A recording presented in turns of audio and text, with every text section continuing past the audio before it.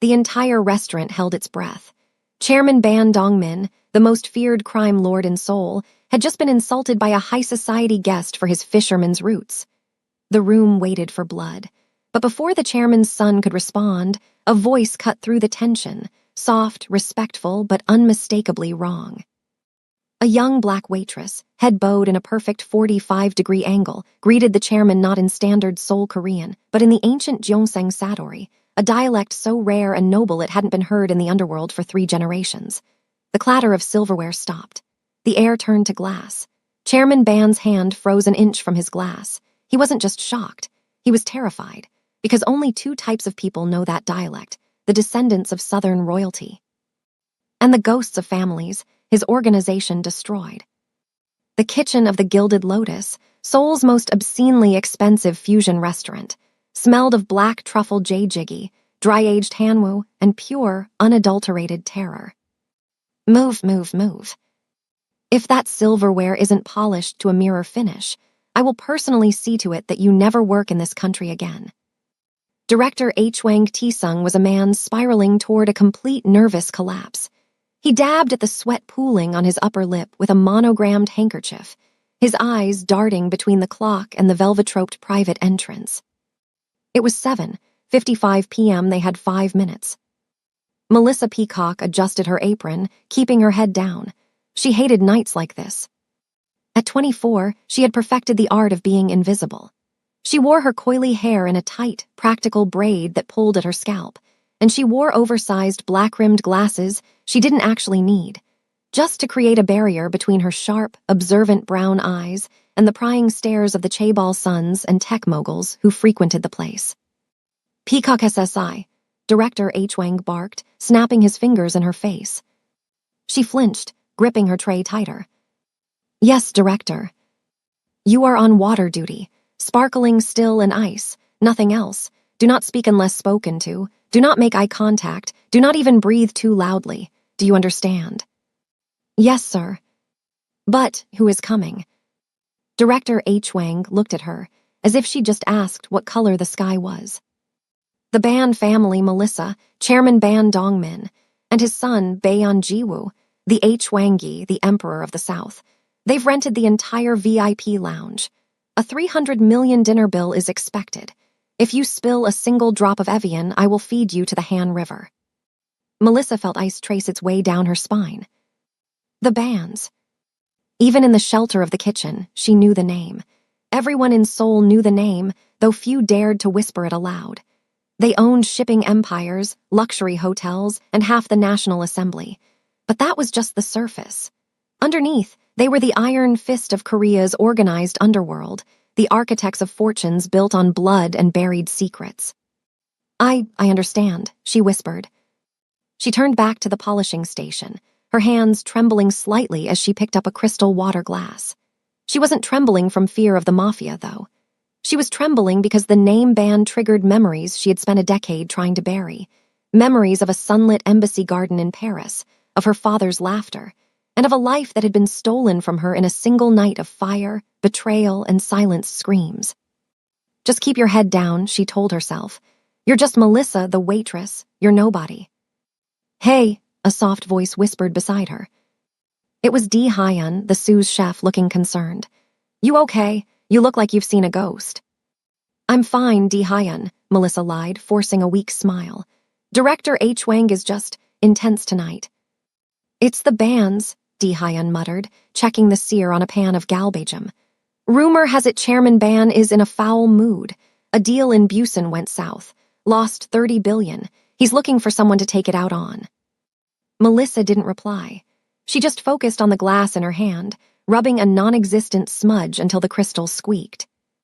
Outside, the heavy oak doors of the restaurant swung open. The air in the kitchen seemed to be sucked out into the dining room. Silence fell over the line cooks. Even the sizzling of the pans seemed to quiet down. Director Hwang burst back into the kitchen, his face ashen. They're here, line up. Everyone line up. The entourage didn't walk, they prowled. 8 men in total entered the Gilded Lotus. 6 of them were clearly bodyguards, hulking walls of muscle squeezed into black suits that cost more than Melissa's yearly rent. They wore earpieces and scanned the room with dead, shark-like eyes. But the two men in the center absorbed all the light in the room. To the left was Baeon Jiwoo. He was undeniably devastating, tall, perhaps 62, with shoulders that filled out his bespoke midnight blue Tom Ford suit with predatory grace. His hair was jet black, slicked back but not severe, and his jawline looked like it had been carved from obsidian. He didn't look at the staff lined up by the wall. He looked through them, checking exits, checking sightlines. He was the enforcer, the future king. A Sig Sauer was likely tucked beneath that tailored jacket, resting against his ribs. And then there was Chairman Ban Dongmin. He was older, perhaps in his late 60s, walking with the measured confidence of a man who had never needed to hurry for anyone. He wore a charcoal three-piece suit and a long cashmere overcoat draped over his shoulders like a royal mantle. His face was a map of hard-won battles, deep lines etched around a mouth that looked like it had forgotten how to smile decades ago. His eyes were dark, hooded, and utterly terrifying. He carried an ebony cane topped with a silver dragon's head, though Melissa suspected he didn't actually need it. The cane was a statement, a reminder. I have survived everything you haven't. Director H. Wang bowed, so low his forehead nearly touched his knees. Chairman Ban, young Master Baeon, it is the greatest honor. Chairman Ban waved him off without a word, his gaze sweeping over the restaurant like a king surveying conquered territory. And then, for just a fraction of a second, his eyes landed on Melissa. She kept her head down, her breathing shallow. Don't look up, don't move, don't exist. But she could feel his gaze, like a blade pressed against her throat. And somewhere deep in her chest, beneath the fear and the carefully constructed mask of invisibility, a small, dangerous voice whispered, "He doesn't remember you. But you remember him." The first rule of survival in a place like the Gilded Lotus was simple: never be memorable. Melissa had learned this lesson the hard way, in a dozen different cities under a dozen different names. In Paris, she'd been Marie, a chambermaid at the Ritz. In London, Clara, a bookshop clerk in Notting Hill.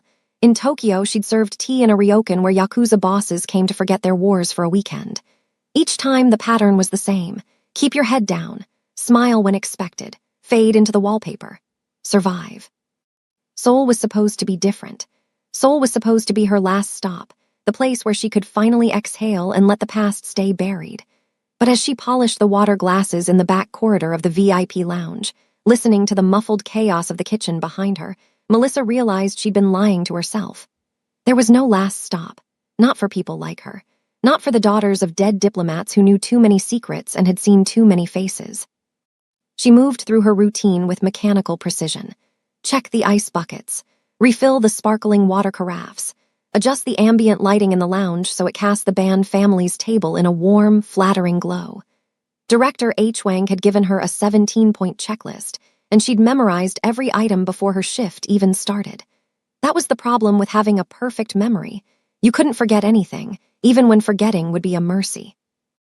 Through the frosted glass partition, she could see the Ban family settling into their seats. Chairman Ban sat at the head of the table, his posture regal despite his age. Baeon Jiwoo sat to his right, his expression unreadable as he scanned the room one final time.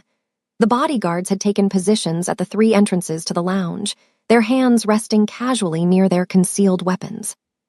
Melissa's hands moved on autopilot, arranging the glassware, but her mind was elsewhere. She was calculating. It was a habit she couldn't break, a skill drilled into her by her father during long summers at the embassy compound.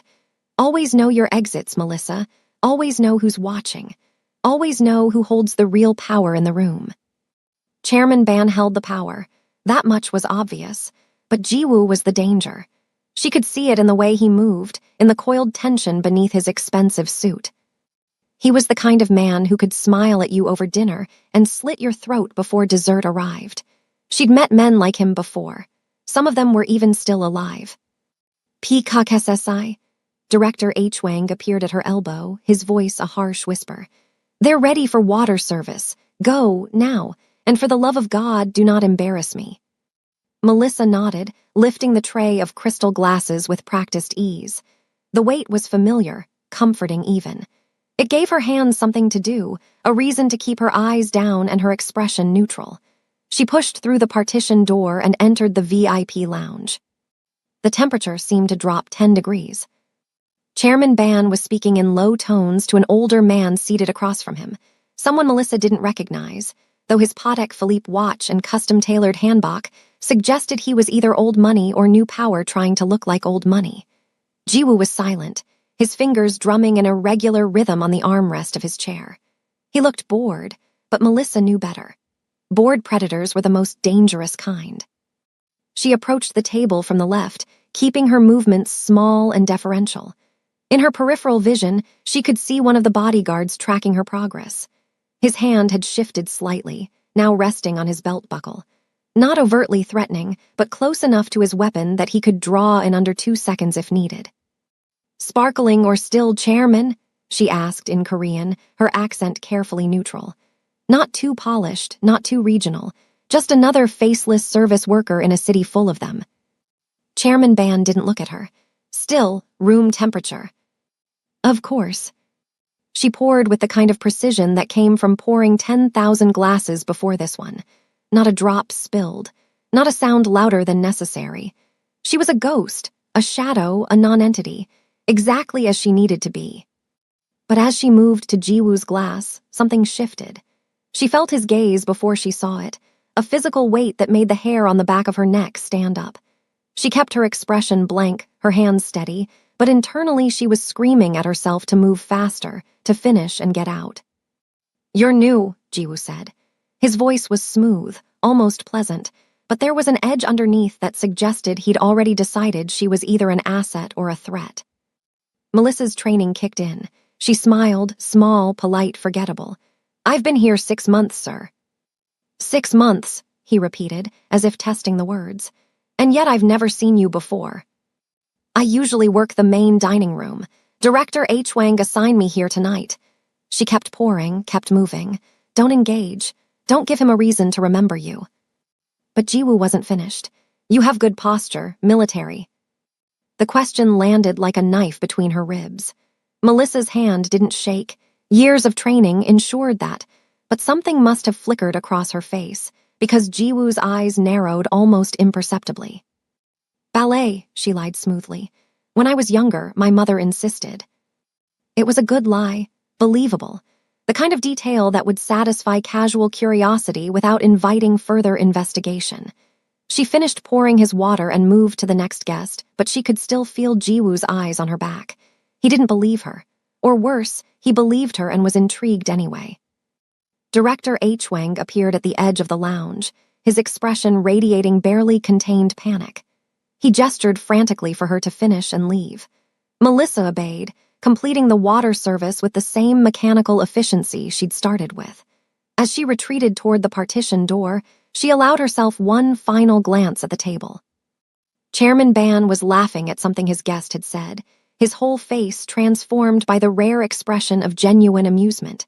He looked almost human in that moment, almost like the kind of grandfather who'd spoil his grandchildren with sweets and stories. It was a good mask, a necessary one for a man who'd built an empire on the bones of his enemies. And then the guest said something else, something Melissa couldn't quite hear, and Chairman Ban's laughter died. The warmth drained from his face like water from a broken glass.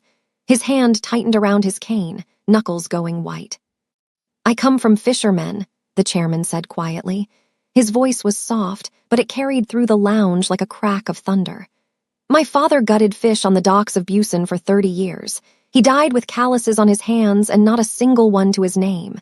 And you dare." The guest raised his hands in a placating gesture, but Melissa could see the contempt in his eyes. The barely concealed sneer that said, "You can buy all the suits you want, Ban. You'll always be a fisherman's son." Melissa should have kept walking, should have pushed through the partition door and disappeared back into the kitchen where she belonged.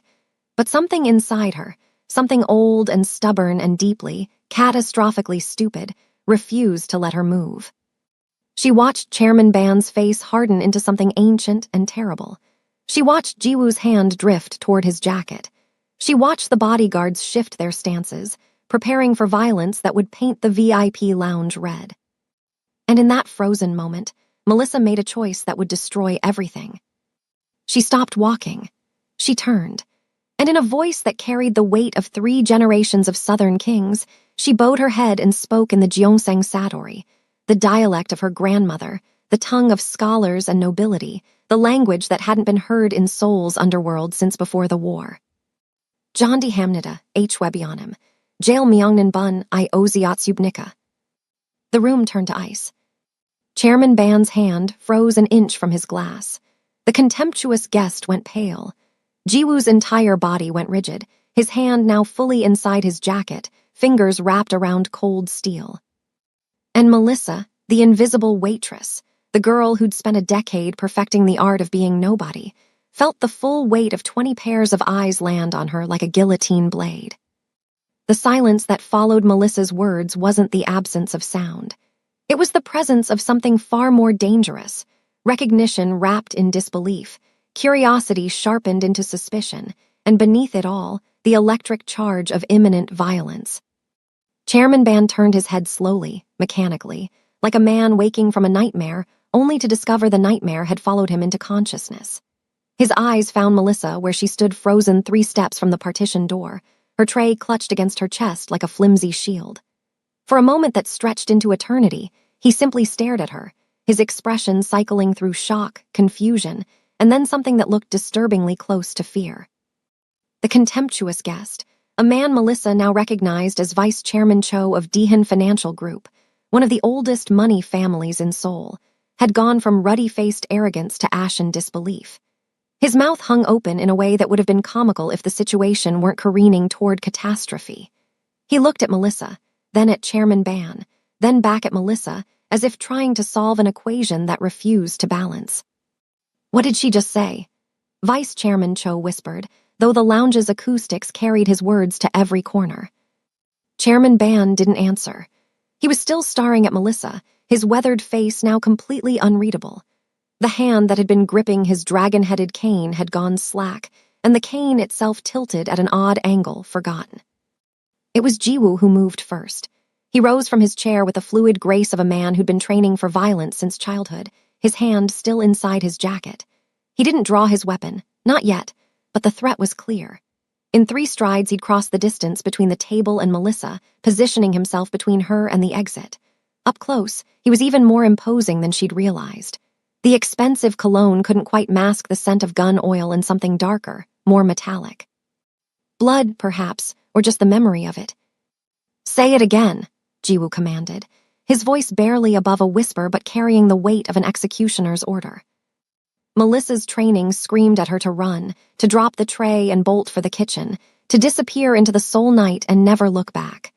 But her feet remained rooted to the antique Persian rug, and her mouth, that treacherous, stupid mouth, opened again.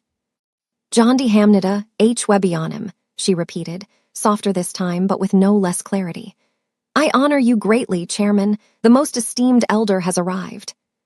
The Gyeongsang dialect rolled off her tongue like water, each syllable weighted with centuries of tradition.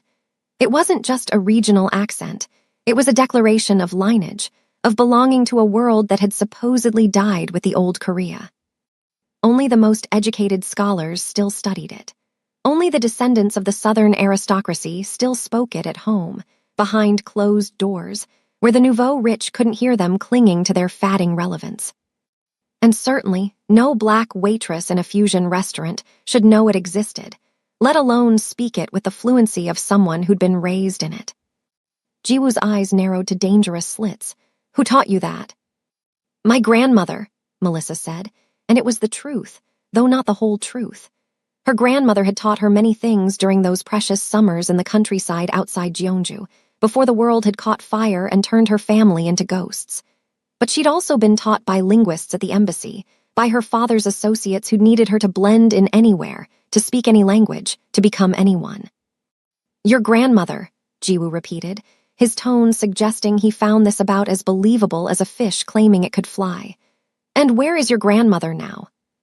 "Dead," another truth, another fragment of a larger lie. Chairman Ban finally found his voice. It emerged rough, shaken, nothing like the commanding tone he'd used moments before. "Come here, girl." It wasn't a request. Melissa's legs moved before her brain could fully process the command, carrying her toward the table where the chairman sat. The bodyguards had shifted positions, forming a tighter perimeter around the lounge. No one was getting in. More importantly, no one was getting out. As she approached, Melissa forced herself to observe details, to catalog information the way her father had taught her. Vice Chairman Cho's left hand was trembling slightly where it rested on the table. The bodyguard nearest the north entrance had adjusted his stance, weight now on his back foot, ready to move forward, not defend. And Chairman Ban's breathing had quickened, though he was trying to hide it behind the mask of composure that had served him for decades. "Set down the tray," Chairman Ban ordered. "Look at me." Melissa obeyed, placing the tray on a nearby service cart before turning to face him directly. It violated every instinct she'd cultivated over the past decade. Don't make eye contact. Don't be seen. Don't be remembered. But those rules belonged to the invisible waitress named Melissa Peacock, and that woman had just ceased to exist the moment she'd opened her mouth. Chairman Ban studied her face with an intensity that made her skin prickle. His gaze traced her features, the sharp intelligence in her eyes that the oversized glasses couldn't fully hide, the set of her jaw, the way she held herself despite the fear coursing through her veins. He was searching for something, some ghost from his past, some answer to a question he hadn't yet asked. "You speak the old tongue," he said finally. "Not the simplified version they teach in universities, the real dialect. The one my grandmother used when she wanted to remind my father of everything he'd lost when they came down from the mountains." It wasn't a question, but Melissa nodded anyway. "And you're what, 23, 24? 24. Born where?" This was the moment. The knife's edge. She could lie, construct some elaborate backstory about a Korean adoptive family, about summers spent in Jeonju learning from elderly relatives. It might even be believable enough to satisfy casual curiosity. But Chairman Ban wasn't casually curious. He was hunting, and men like him could smell a lie the way sharks smelled blood in water. "Paris," Melissa said. "But my grandmother lived in Jeonju. I spent summers there as a child."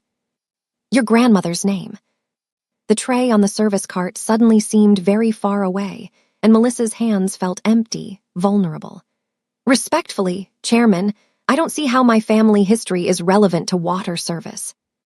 The temperature in the room dropped another 10 degrees. Several of the bodyguards shifted, hands moving closer to concealed weapons. Vice Chairman Cho looked like he wanted to disappear through the floor, and Jiwoo, still standing close enough that Melissa could count his heartbeats in the pulse visible at his throat, smiled. It wasn't a pleasant expression. "You speak to my father in the tongue of kings," Jiwoo said softly, "and then you tell him what is and isn't relevant. You're either extraordinarily brave or catastrophically stupid." "Perhaps both," Melissa replied before she could stop herself. For a fraction of a second, something flickered across Jiwoo's face. Surprise, maybe, or reluctant admiration. It vanished as quickly as it appeared, replaced by the cold mask of calculation. He turned to his father. "Abiyoji, let me handle this." But Chairman Ban raised a hand, silencing him. The old man's expression had shifted again, morphing from shock into something more complex. When he spoke next, his voice carried a different weight, not anger, but a kind of careful respect that hadn't been there before. "Agassi," he said, using the old form of address for a young woman of quality. "You have done something tonight that no one has dared to do in many years. You have reminded me of who I was before I became who I am." He paused, his gaze flicking briefly to Vice Chairman Cho, whose face had taken on a grayish pallor. "This man insulted my origins. He suggested that no matter how high I climb, I will always smell of fish guts and poverty. That the blood in my veins is too common, too dirty, to deserve the respect of Seoul's elite."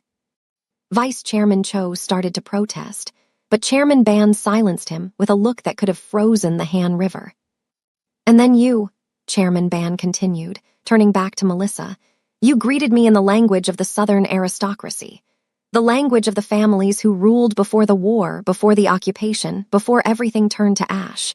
You called me Hwebionim, not just chairman, but honored elder.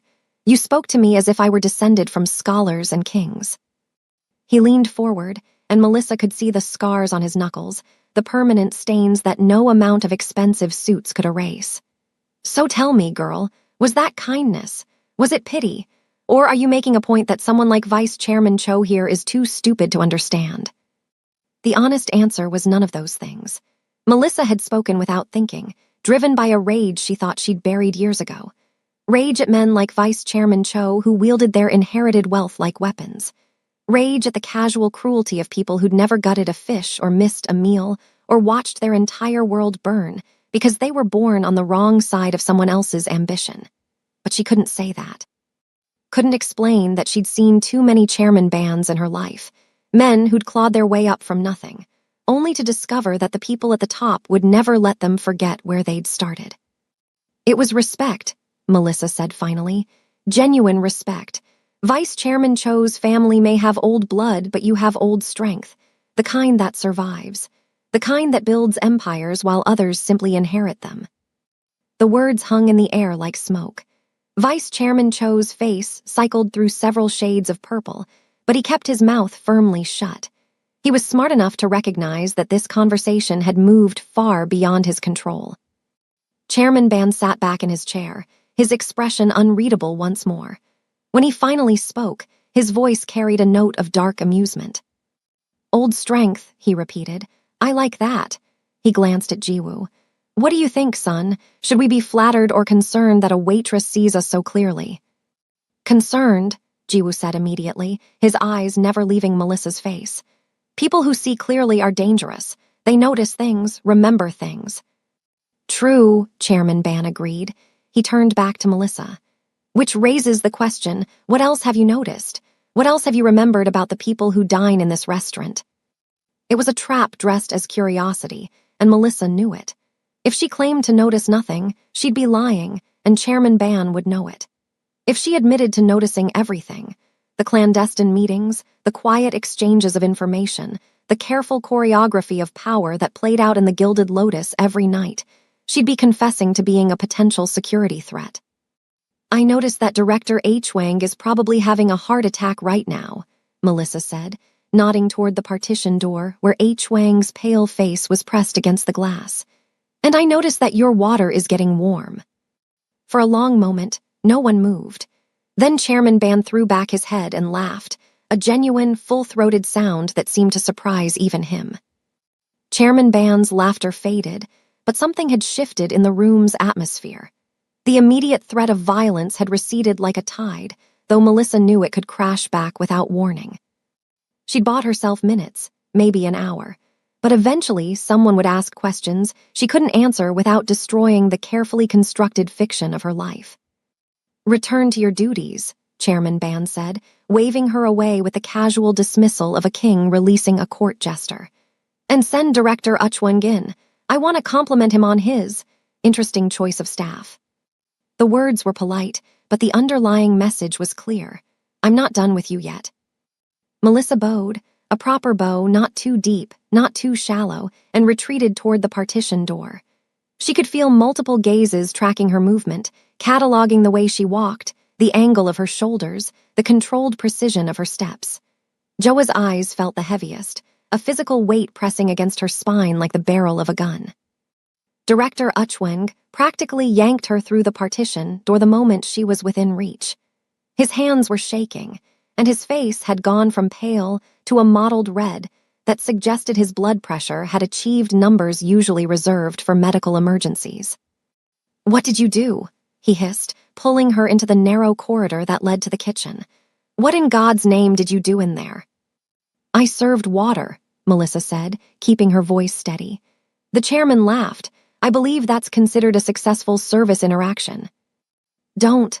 Uchwang's finger jabbed toward her face, stopping just short of touching her nose. Don't you dare play games with me. Chairman Ban wants to see me, personally. Do you have any idea what that means? It means you should probably fix your tie and wipe the sweat off your face before you go in, Melissa suggested, which earned her a look of such pure hatred that she almost felt bad for the man. Almost. Uchwang stormed back toward the VIP lounge, muttering what sounded like prayers or curses under his breath. Melissa watched him go, then turned toward the kitchen. She needed to move, to do something with her hands before the adrenaline crash hit and her carefully maintained composure crumbled. The kitchen was still in controlled chaos. Line cooks shouted orders while Sue's chefs plated dishes with the kind of precision usually reserved for surgery. The air was thick with steam and the competing aromas of a dozen different courses in various stages of preparation. No one looked at Melissa as she entered. In the hierarchy of the kitchen, waitstaff occupied the lowest rung, necessary but largely invisible. She grabbed an empty tray from the service station and began loading it with dirty glasses that had been left by the polishing station. Busy work. Mindless, repetitive busy work that gave her brain something to focus on besides the catastrophic mistake she'd just made. Her hands moved automatically, stacking glasses in the precise configuration that would prevent them from clinking together during transport. "You're doing it wrong." The voice came from behind her, close enough that she could feel the breath against her ear. Melissa didn't jump. Years of training had long since beaten the startle reflex out of her. But she did freeze, her fingers tightening around the glass she'd been holding. Bun Joa stood less than 2 feet away, having somehow crossed the entire kitchen without her noticing. Up close, without the formal barrier of the VIP lounge between them, he was even more unsettling.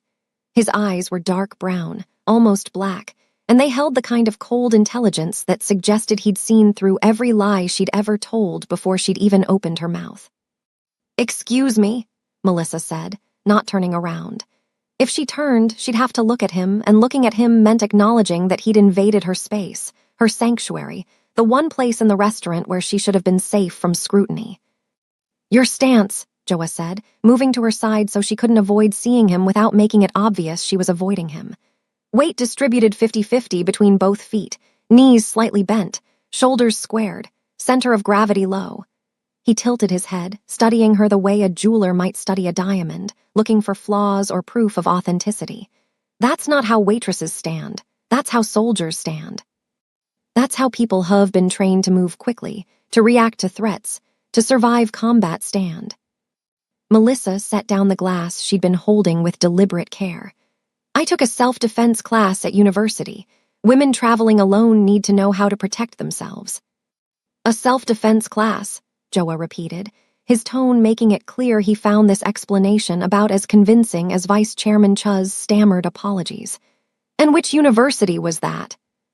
"Sorbonne," Melissa said, because it was true enough to be checkable and vague enough to be unhelpful. "Paris campus, 3 years ago." "The Sorbonne offers excellent self-defense classes," Joa said conversationally, as if they were discussing the weather rather than circling each other like predators establishing territory. "Basic striking techniques, how to break a grip, how to use everyday objects as improvised weapons, very practical curriculum." He paused, letting the silence stretch just long enough to become uncomfortable. "But they don't teach you how to assess a room's tactical layout in under 3 seconds. They don't teach you how to identify armed personnel by the slight bulge under their jackets or the way they keep their strong hand free. And they certainly don't teach you the Gyeongsang dialect spoken by families who died before you were born." Melissa's pulse was hammering in her throat, but she kept her expression neutral, bored even. "I'm a good student. I pay attention." "You're more than a good student." Joa reached past her, picking up one of the glasses she'd been stacking. He held it up to the light, examining it as if it held secrets. "You're a woman who speaks 5 languages. I counted the switching between Korean, English, and Japanese during dinner service, plus the French you just claimed and the ancient dialect that stopped my father's heart. You're a woman who moves like violence is just another word in your vocabulary. And you're a woman who's working as a waitress in Seoul, when you could clearly be doing something far more profitable with your skill set." He set the glass down and turned to face her fully. "So let's stop pretending you're just a well-educated server who happened to remember a few phrases from her grandmother. Tell me who you really are, or I'll have one of my people run your fingerprints and find out myself." The threat was delivered without malice, without raised voice or physical intimidation. That somehow made it worse. Joa wasn't angry, he was curious, and curious predators were patient. They'd wait hours, days, weeks if necessary to satisfy that curiosity. "I'm exactly who I appear to be," Melissa said, meeting his gaze for the first time since he'd entered the kitchen. "A woman who needed a job and was good at carrying plates without dropping them." "No," Joa said softly. "You're a woman who's hiding. I recognize the signs because I've spent my entire life watching people hide from my family, but most of them aren't nearly as good at it as you are. He leaned closer, close enough that she could see the faint scar above his left eyebrow, the result of what must have been a vicious fight years ago. Which makes me wonder what you're hiding from, or who. Before Melissa could formulate a response that wouldn't dig her grave any deeper, the kitchen's back door swung open with a bang that made half the line cooks jump. Da-hun burst through, his face flushed from the cold and excitement. "Did you hear?" he said to no one in particular and everyone at once. "There's a protest blocking traffic on Gangnam Boulevard, some kind of labor demonstration. The entire street is gridlocked." One of the other cooks groaned. "That's going to mess up our supply deliveries." "Forget the deliveries," Da-hun said, pulling off his jacket. "Half the servers can't get here for the late shift. Director Uchwing is about to have an aneurysm." Joa's attention shifted slightly, his head turning toward the noise though his body remained oriented toward Melissa. It was a small opening, a fraction of distraction, but it was enough. She took 2 steps backward, putting the service cart between them, creating distance that felt necessary for breathing. "I should get these glasses to the washing station," she said, gripping the edges of the tray. "We're not finished talking," Joa said, his focus snapping back to her with predatory precision. "I have work to do. Your father requested premium sake service in 30 minutes, and Director Uchwing will actually have that aneurysm if I'm not there to pour it." It was a gamble, invoking his father's name as a shield. But Joa hesitated, some internal calculation running behind his dark eyes. Finally, he stepped aside, giving her just enough room to pass with the tray. "This conversation isn't over," he said as she moved past him. "I'm going to find out who you are, Melissa Peacock, and when I do, I'll decide whether you're an asset or a threat." "And if I'm a threat?" Melissa asked, against every instinct screaming at her to shut up and walk away. Jiwoo's smile was thin, cold, and utterly without humor. "Then I'll make sure you disappear so thoroughly that not even your grandmother's ghost will be able to find you." Melissa didn't respond. She carried the tray toward the washing station, her steps measured and controlled, her breathing carefully regulated. She didn't look back. Didn't need to. She could feel Jiwoo's gaze boring into her back like a brand, marking her as something that required further investigation. The washing station was in a narrow alcove near the walk-in freezer, partially hidden from the main kitchen by a wall of industrial shelving. Melissa set down her tray and braced her hands against the steel counter, finally allowing herself a moment of weakness. Her hands were shaking. Not much, but enough that she had to curl them into fists to make it stop. She'd survived. She talked her way through a minefield of questions and implications without triggering an immediate execution. But surviving wasn't the same as winning. Jiwoo suspected her. Chairman Ban was interested in her, and interest from men like the Bans was a death sentence in slow motion. The freezer door opened behind her with a hiss of pneumatic hinges. Melissa spun, her hand already reaching for the paring knife she kept tucked in her apron pocket, a habit from too many dangerous kitchens in too many dangerous cities. But it was just one of the prep cooks, a young guy named Min Jun who barely looked old enough to shave, backing out with a crate of frozen scallops. "Sorry," he muttered, not really looking at her. "Didn't know anyone was back here." He shuffled away, and Melissa forced herself to breathe, to uncurl her fingers from around the knife handle, to remember that not every shadow held a threat, not every opening door concealed an ambush. But old habits died hard, and instincts carved into her bones by violence and necessity didn't care about logic or statistical probability. They only cared about survival. And right now, her survival instincts were screaming that she'd made a fatal mistake. That speaking in the chairman's dialect, revealing even a fragment of her training, had painted a target on her back that no amount of invisible waitress camouflage could hide. The sake service went exactly as protocol demanded. Melissa poured with the measured precision of a tea ceremony master, keeping her eyes appropriately downcast while Chairman Ban and his guests discussed matters that should have been incomprehensible to a mere waitress. Port acquisitions, political appointments, the delicate art of persuading judges to see reason. She heard everything and gave no indication she understood any of it. Jiwoo watched her the entire time. Not obviously, He was too well trained for that, but she could feel the weight of his attention like static electricity before a lightning strike. Every movement she made was being catalogued, analyzed, compared against some internal database of threats and anomalies. When she finished and retreated to the service corridor, Melissa allowed herself exactly 30 seconds to lean against the wall and close her eyes. 30 seconds to acknowledge the exhaustion creeping through her bones, the fear coiled in her gut like razor wire. Then she straightened, adjusted her apron, and returned to the choreographed dance of service. The next 2 hours passed in a blur of courses, each one more elaborate than the last, each requiring its own specialized presentation. Melissa moved through the routine on autopilot, her body executing practiced movements while her mind worked furiously on an exit strategy. She could disappear tonight, grab her go-bag from the cramped studio apartment she rented in Hongdae, catch the last KTX to Busan, and be on a boat to Japan by dawn. She'd done it before, could do it again. But something made her hesitate. Some stubborn, self-destructive part of her that refused to run until she absolutely had to. The explosion answered that question with brutal finality.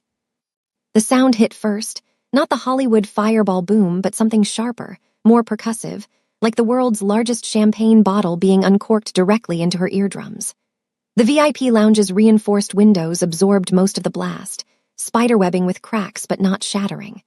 The shockwave followed half a heartbeat later, a wall of pressure that knocked Melissa off her feet and sent her sliding across the polished floor. Her training kicked in before conscious thought. Even as she was falling, she was analyzing. The blast had come from below, basement level, probably the wine cellar. Not military-grade explosives, the pressure wave was wrong, too diffuse. Homemade device, likely fertilizer-based, designed to cause chaos more than casualties. Which meant this wasn't random terrorism. This was a distraction. Melissa's ears were ringing, but she forced herself to focus past the high-pitched whine. In the VIP lounge, Chairman Ban had been thrown backward in his chair, which had probably saved his life. The trajectory put him below the sight line of the shattered window. Jiwoo was already moving, his weapon drawn, shouting orders to the bodyguards. Vice Chairman Cho was curled on the floor, hands over his head, making high-pitched whimpering sounds that would haunt his social standing for years. But it was the bodyguards' positions that sent ice through Melissa's veins. They'd formed a protective perimeter around the table, which made tactical sense in most situations. But they'd clustered too close together, creating overlapping fields of fire that looked secure on paper but actually created a massive vulnerability. Any operator with basic training could see it. The angles were wrong. The coverage had gaps. And most damning of all, the bodyguard covering the northwest corner, a thick-necked man with a scar running down his jaw, had shifted his stance. His weapon wasn't pointed outward toward potential threats. It was angled inward, toward Chairman Ban. The dead zone. That's what her father had called it. The moment when protective formations became kill boxes, when the people meant to shield you became the weapons pointed at your heart. Melissa saw the scarred bodyguard's finger tighten on the trigger, saw Jiwoo's attention focused on the shattered window, his back to the real threat. Saw Chairman Ban struggling to stand, completely exposed, 3 seconds from death. She moved. Later, Melissa wouldn't remember making the decision. Wouldn't remember the rational calculation of risk versus reward, the careful weighing of consequences. She would only remember the pure, instinctive drive to prevent what she'd seen too many times before, the moment when trust transformed into betrayal, when loyalty revealed itself as a mask worn by assassination. The serving tray she dropped when the explosion hit was still spinning on the floor. Melissa grabbed it as she launched herself toward Chairman Ban, her body moving with a kind of speed that only came from thousands of hours of muscle memory training. The tray was solid silver, heavy enough to serve as an improvised shield, and she got it between Chairman Ban and the bodyguard's weapon just as the first shot cracked through the air. The bullet hit the tray with a sound like a church bell being struck by a hammer. The impact jolted up Melissa's arms, nearly tearing the tray from her grip, but she held on. Used the momentum to ram into Chairman Ban, shoving him sideways and down behind the overturned table. A second shot rang out, passing through the space where the chairman's head had been a fraction of a second earlier. "Stay down," Melissa shouted in Korean, pressing her weight against Chairman Ban to keep him pinned to the floor. She could feel his heart hammering against her arm, could smell the expensive cologne mixed with the acrid stench of fierce sweat. The room erupted into chaos. Jiwoo spun, his weapon tracking toward the scarred bodyguard, but two other guards had already realized what was happening. They opened fire, their shots going wide in the cramped space, punching holes in the antique wallpaper and turning the lounge into a shooting gallery. The scarred bodyguard, the traitor, dove behind a decorative pillar, returning fire with the kind of practiced accuracy that spoke to military training. He wasn't trying to kill Chairman Ban anymore. His escape had become the priority. But he was laying down enough suppressive fire to make pursuit suicide. Melissa's mind worked at triple speed, cataloging details. 3 loyal bodyguards down, wounded or dead. 2 more pinned behind furniture. Unable to advance without exposing themselves. Jiwoo moving toward the traitor's position with the kind of cold determination that suggested he planned to empty an entire magazine into the man's face. And Chairman Ban beneath her, still alive, still breathing, but only because a waitress who shouldn't know how to read tactical formations had recognized a kill box before it closed. Abioji, Jiwoo's voice cut through the gunfire. Are you hit? No, Chairman Ban wheezed. His hands had grabbed onto Melissa's uniform jacket, gripping the fabric with desperate strength. The girl, she pushed me. Another explosion, smaller this time, came from the main dining room. Screams followed, high and panicked. The sound of breaking glass, running feet, the particular chaos that came when civilians encountered violence they'd only seen in movies. We need to move, Melissa said, her voice calm despite the adrenaline turning her blood into rocket fuel. They're herding everyone toward the south exit. It's a kill funnel. Anyone who goes that way is dead. Jiwoo had reached the pillar where the traitor had taken cover. He moved with the economical violence of someone who'd done this before, rounding the corner with his weapon raised. The shot he fired was followed by a wet, choking sound. When Jiwoo stepped back, his expression was utterly blank, and there was blood misted across his white shirt cuff. He crossed back to where Melissa still covered his father, his eyes finding hers with an intensity that felt like physical contact. How did you know? His stance was wrong, Melissa said. Weight forward, weapon angle inward. He was preparing to fire on the chairman, not defend him. And you just happened to notice that while serving sake. I notice a lot of things. Jiwoo stared at her for a long moment, something complicated moving behind his dark eyes. Then he extended his hand, pulling Chairman Ban to his feet with surprising gentleness. The old man was shaking, his carefully constructed composure finally cracking under the weight of narrowly avoided death. Someone inside, Chairman Ban said, his voice hoarse. Someone close enough to turn my own security against me. I'll find them, Jiwoo promised, and the cold certainty in his voice suggested that whoever had orchestrated this betrayal would beg for death long before he granted it. A third explosion, this one from the kitchen, sent tremors through the floor. The lights flickered once, twice, then died completely.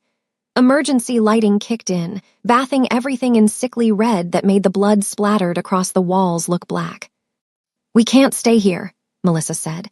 She'd released Chairman Ban but remained in a crouch, her body instinctively seeking the smallest target profile. The explosions are sequential, methodical. They're collapsing your escape routes one by one. In about 90 seconds, the only way out will be the route they want you to take. The underground parking garage, Jiwoo said immediately. There's a private elevator. Which they'll have covered. Melissa closed her eyes, rebuilding the restaurant's layout in her mind. She'd memorized it weeks ago, the same way she memorized every building she spent significant time in. Emergency exits, structural weaknesses, routes that didn't appear on official blueprints. The old service tunnel, the one they sealed off during renovations 3 years ago. Jiwoo's head snapped toward her. How do you know about that? Because I pay attention, Melissa said, and because I've seen building permits filed with the city. The tunnel connects to the adjacent property's basement, the office building on the corner. They never properly sealed it, just put up drywall and pretended it didn't exist. That tunnel hasn't been used in years. It could be structurally unsound. It's also the only route they won't have covered because officially it doesn't exist. Melissa looked at Chairman Ban, whose face had gone gray in the emergency lighting. Can you run? The old man straightened, some of his iron will reasserting itself. I've run from worse. Then we move, now.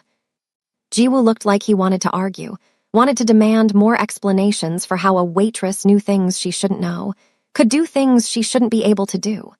But the sound of booted feet in the corridor made the decision for him.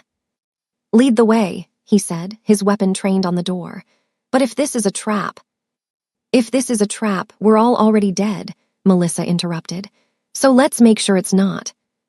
She grabbed Chairman Ban's arm, supporting his weight as they moved toward the service corridor. Behind them, Jiwoo provided rear security, his movements fluid and professional. The remaining loyal bodyguards fell in around them, creating a loose protective formation that was probably the best they could manage under the circumstances. The emergency lighting cast their shadows long and distorted against the walls as they ran. Somewhere in the restaurant, more gunfire erupted. More screams. The methodical destruction of everything the Gilded Lotus had pretended to be, a sanctuary for the wealthy, a place where power could dine in peace. But Melissa had learned long ago that there were no sanctuaries, only temporary shelters from storms that never really stopped. The service tunnel entrance was hidden behind a false wall in the prep kitchen's dry storage room, exactly where Melissa remembered it from the architectural records she'd accessed during her 3rd week at the Gilded Lotus. Breaking into the city planning office's database had been almost embarrassingly easy, a reminder that Seoul's bureaucracy, for all its modern efficiency, still relied on security systems designed by the lowest bidder. She shoved aside industrial-sized containers of flour and rice, her hands moving with purposeful urgency while Jiwoo kept his weapon trained on the corridor behind them. Chairman Ban was breathing hard, one hand pressed against his ribs where he'd hit the floor. He hadn't complained, hadn't slowed them down, but Melissa could see pain etched into the lines around his mouth. Here, she said, finding the seam in the drywall. The contractors had done a decent job concealing it, but they'd used different screws than the rest of the wall, a small inconsistency that most people would never notice. Melissa wasn't most people. Jiwoo appeared at her shoulder. We need tools too. Melissa drove her elbow into the drywall. Once, twice, 3 times. The material cracked, then crumbled, revealing the darkness beyond. She'd positioned her strikes precisely, targeting the weakest points where the drywall met the frame. It was louder than she would have liked, but stealth had stopped being an option the moment the first bomb went off. Or we could do it that way, Jiwoo said, his tone suggesting he was rapidly revising every assumption he'd made about her. After you, Melissa said, pulling away chunks of drywall to widen the opening. Jiwoo hesitated for exactly 1 heartbeat before shaking his head. No, you go first. If this is an ambush, I want to see who's waiting on the other side before my father enters. It was a test, a way of determining whether Melissa was leading them to safety or delivering them to whoever had orchestrated tonight's massacre. She met his gaze steadily, then crawled through the opening without argument. Testing took time, and time was a luxury they'd exhausted about 3 explosions ago. The tunnel was exactly as dark as she'd expected and smelled of mildew and ancient concrete. Her eyes adjusted quickly, another gift from her father's brutal training regimen. She could make out the rough dimensions, maybe 5 feet wide, 7 feet high, stretching into blackness that could hide anything. Water dripped somewhere in the distance, a rhythmic plinking that made her think of funeral bells. Clear, she called back softly. Chairman Ban came through next, moving with surprising agility for a man his age. Jiwoo followed, pulling out his phone and activating its flashlight. The beam cut through the darkness, revealing walls covered in old graffiti and what might have been water damage or might have been something more concerning. The floor was uneven, broken in places, but navigable if they were careful. This way, Melissa said, orienting herself.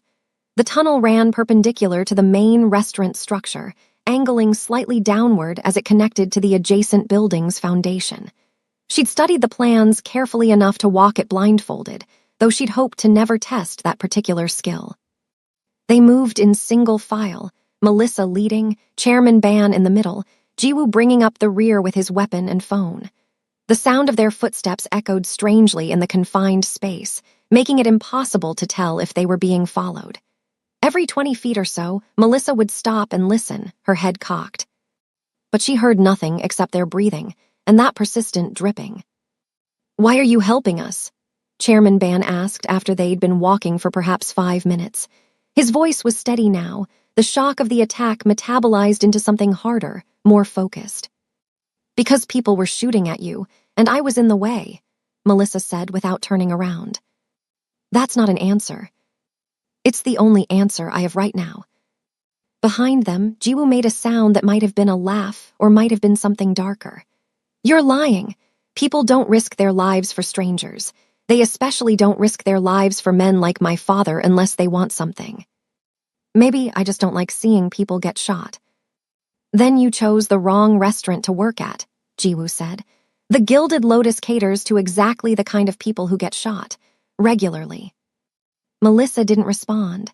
She'd reached a junction where the tunnel split into 2 directions, one continuing straight toward what should be the adjacent building, the other branching off to the right toward what looked like an older section of Seoul's infrastructure.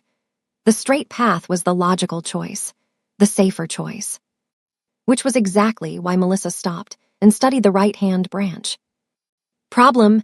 Jiwoo asked, moving up beside her. In the phone's glow, his face was all harsh angles and deep shadows. "The main tunnel will exit in the office building's basement," Melissa said. "Standard security there. Cameras, maybe a night guard. If your attackers did their homework, and they clearly did, they'll have someone positioned there." "And the other pass?" "Old storm drain system. Predates most of the modern construction. Connects to the subway maintenance tunnels about 300 meters north of here." She paused, considering.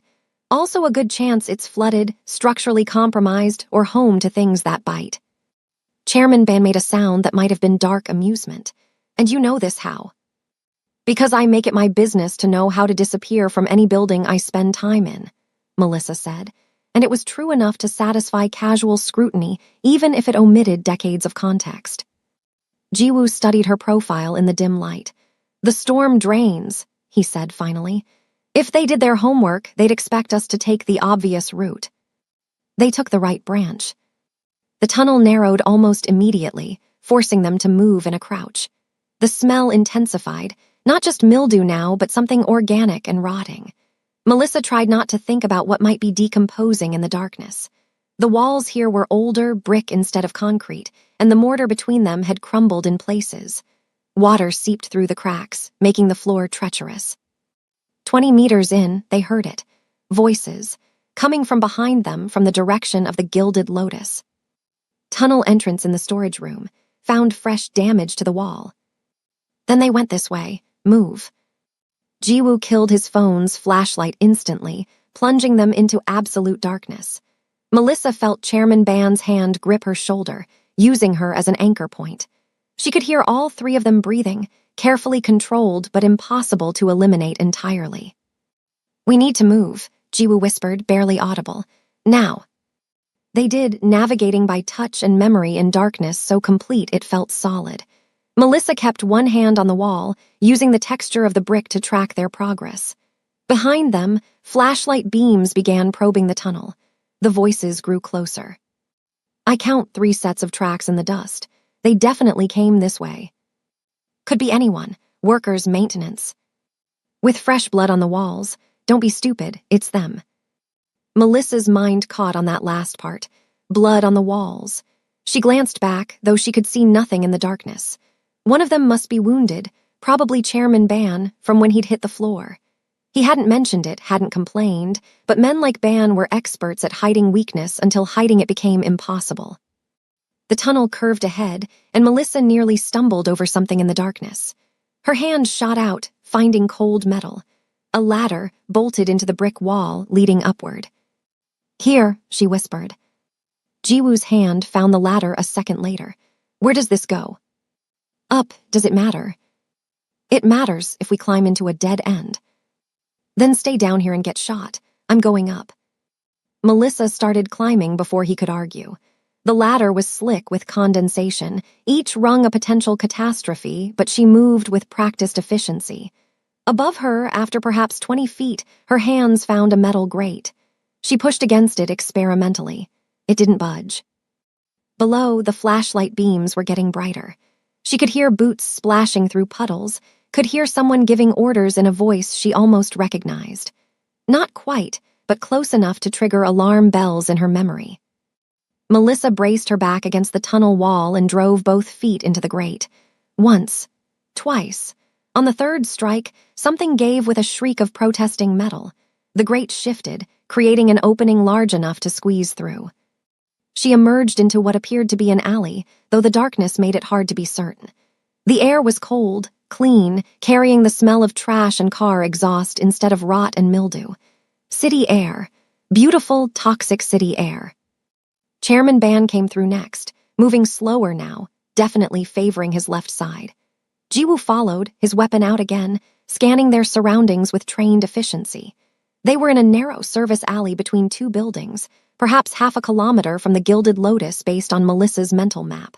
Close enough to still hear sirens converging on the restaurant, far enough that the immediate danger had receded. "We need a vehicle," Jiwoo said, pulling out his phone. "I'll call."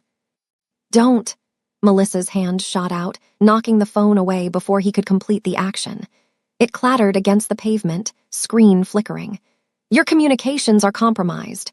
That's how they knew where to position the explosions when to trigger them. Someone inside your organization has been feeding them information." "That's impossible," Jiwoo said, but his hand hadn't moved toward the fallen phone. "My security team is vetted, loyalty tested." "Then explain how attackers knew the exact layout of the VIP lounge's sightlines. Explain how they knew which bodyguard would have a clear shot at your father. Explain how they knew the timing of every course, every movement, every." A car appeared at the alley's mouth, not emerging slowly, not cautiously approaching. It materialized from the street beyond with the kind of aggressive certainty that suggested the driver knew exactly where they were going. The headlights pinned the three of them like insects on display. Jiwoo raised his weapon, but Melissa had already moved. She recognized the engine sound, the particular stance of the vehicle. A Mercedes G-Class, armored, probably weighing close to 4 tons with all the modifications. The kind of car that could ram through a building and come out the other side with scratched paint. The rear door opened before the vehicle fully stopped. A man emerged, mid-50s, wearing the kind of black tactical gear that suggested military background but no official affiliation.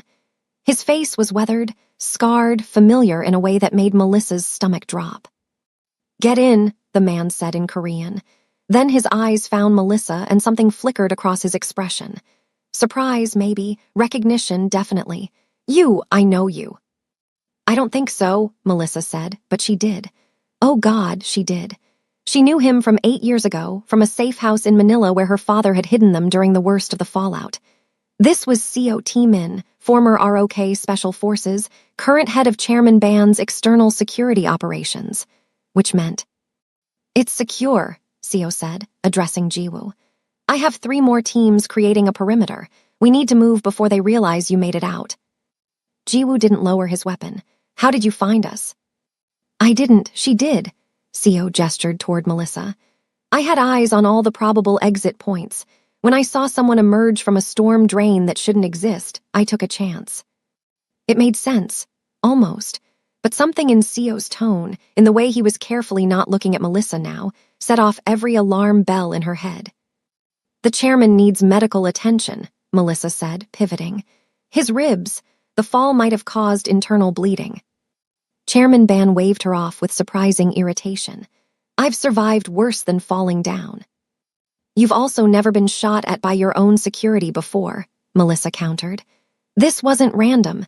This was coordinated, professional, and it almost worked because someone very close to you very badly wants you dead." The words hung in the air like smoke. Chairman Ban's expression hardened, aging him a decade in seconds. "Then we find out who, and we make them regret every breath they've taken since birth." "Abioji," Jiwoo said quietly. "Get in the car. We'll discuss retribution after you're safe." Chairman Ban hesitated, then nodded. He moved toward the Mercedes, Jiwoo supporting him, leaving Melissa standing in the alley with Seo. "You shouldn't be here," Seo said, his voice pitched low enough that the others wouldn't hear. "Your father paid a lot of money to make sure you'd never be here." "My father's dead," Melissa said flatly. Which is why you should have stayed dead too. Sio's hand moved, subtle but unmistakable, coming to rest near his sidearm. Do yourself a favor. Disappear, tonight, before someone realizes who you really are. Is that a threat? It's advice from someone who knew your father. He'd want you safe, not caught up in whatever vendetta is playing out in the Band family. Sio glanced toward the Mercedes, where Jiwoo was helping his father into the back seat. That boy in there, he's going to run your fingerprints. He's going to find the red file, and when he does, your father's sacrifice will have been for nothing. Before Melissa could respond, Jiwoo called out, Are you coming or staying? The question hung in the cold air. Melissa looked at Sio, whose expression was carefully neutral now, professional mask back in place. Then she looked at the Mercedes, at Jiwoo silhouetted in the interior light, at Chairman Ban who'd nearly died because she'd seen a threat no one else had noticed. She'd spent 10 years running, 10 years building walls between herself and the past, 10 years pretending to be invisible. And in one night, one moment of speaking a forgotten dialect, she demolished all of it. I'm coming, Melissa said, and walked toward the car before she could change her mind.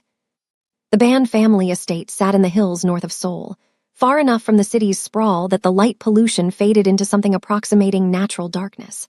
The Mercedes climbed through switchback roads carved into the mountainside, passing through 3 separate security checkpoints before the main house came into view.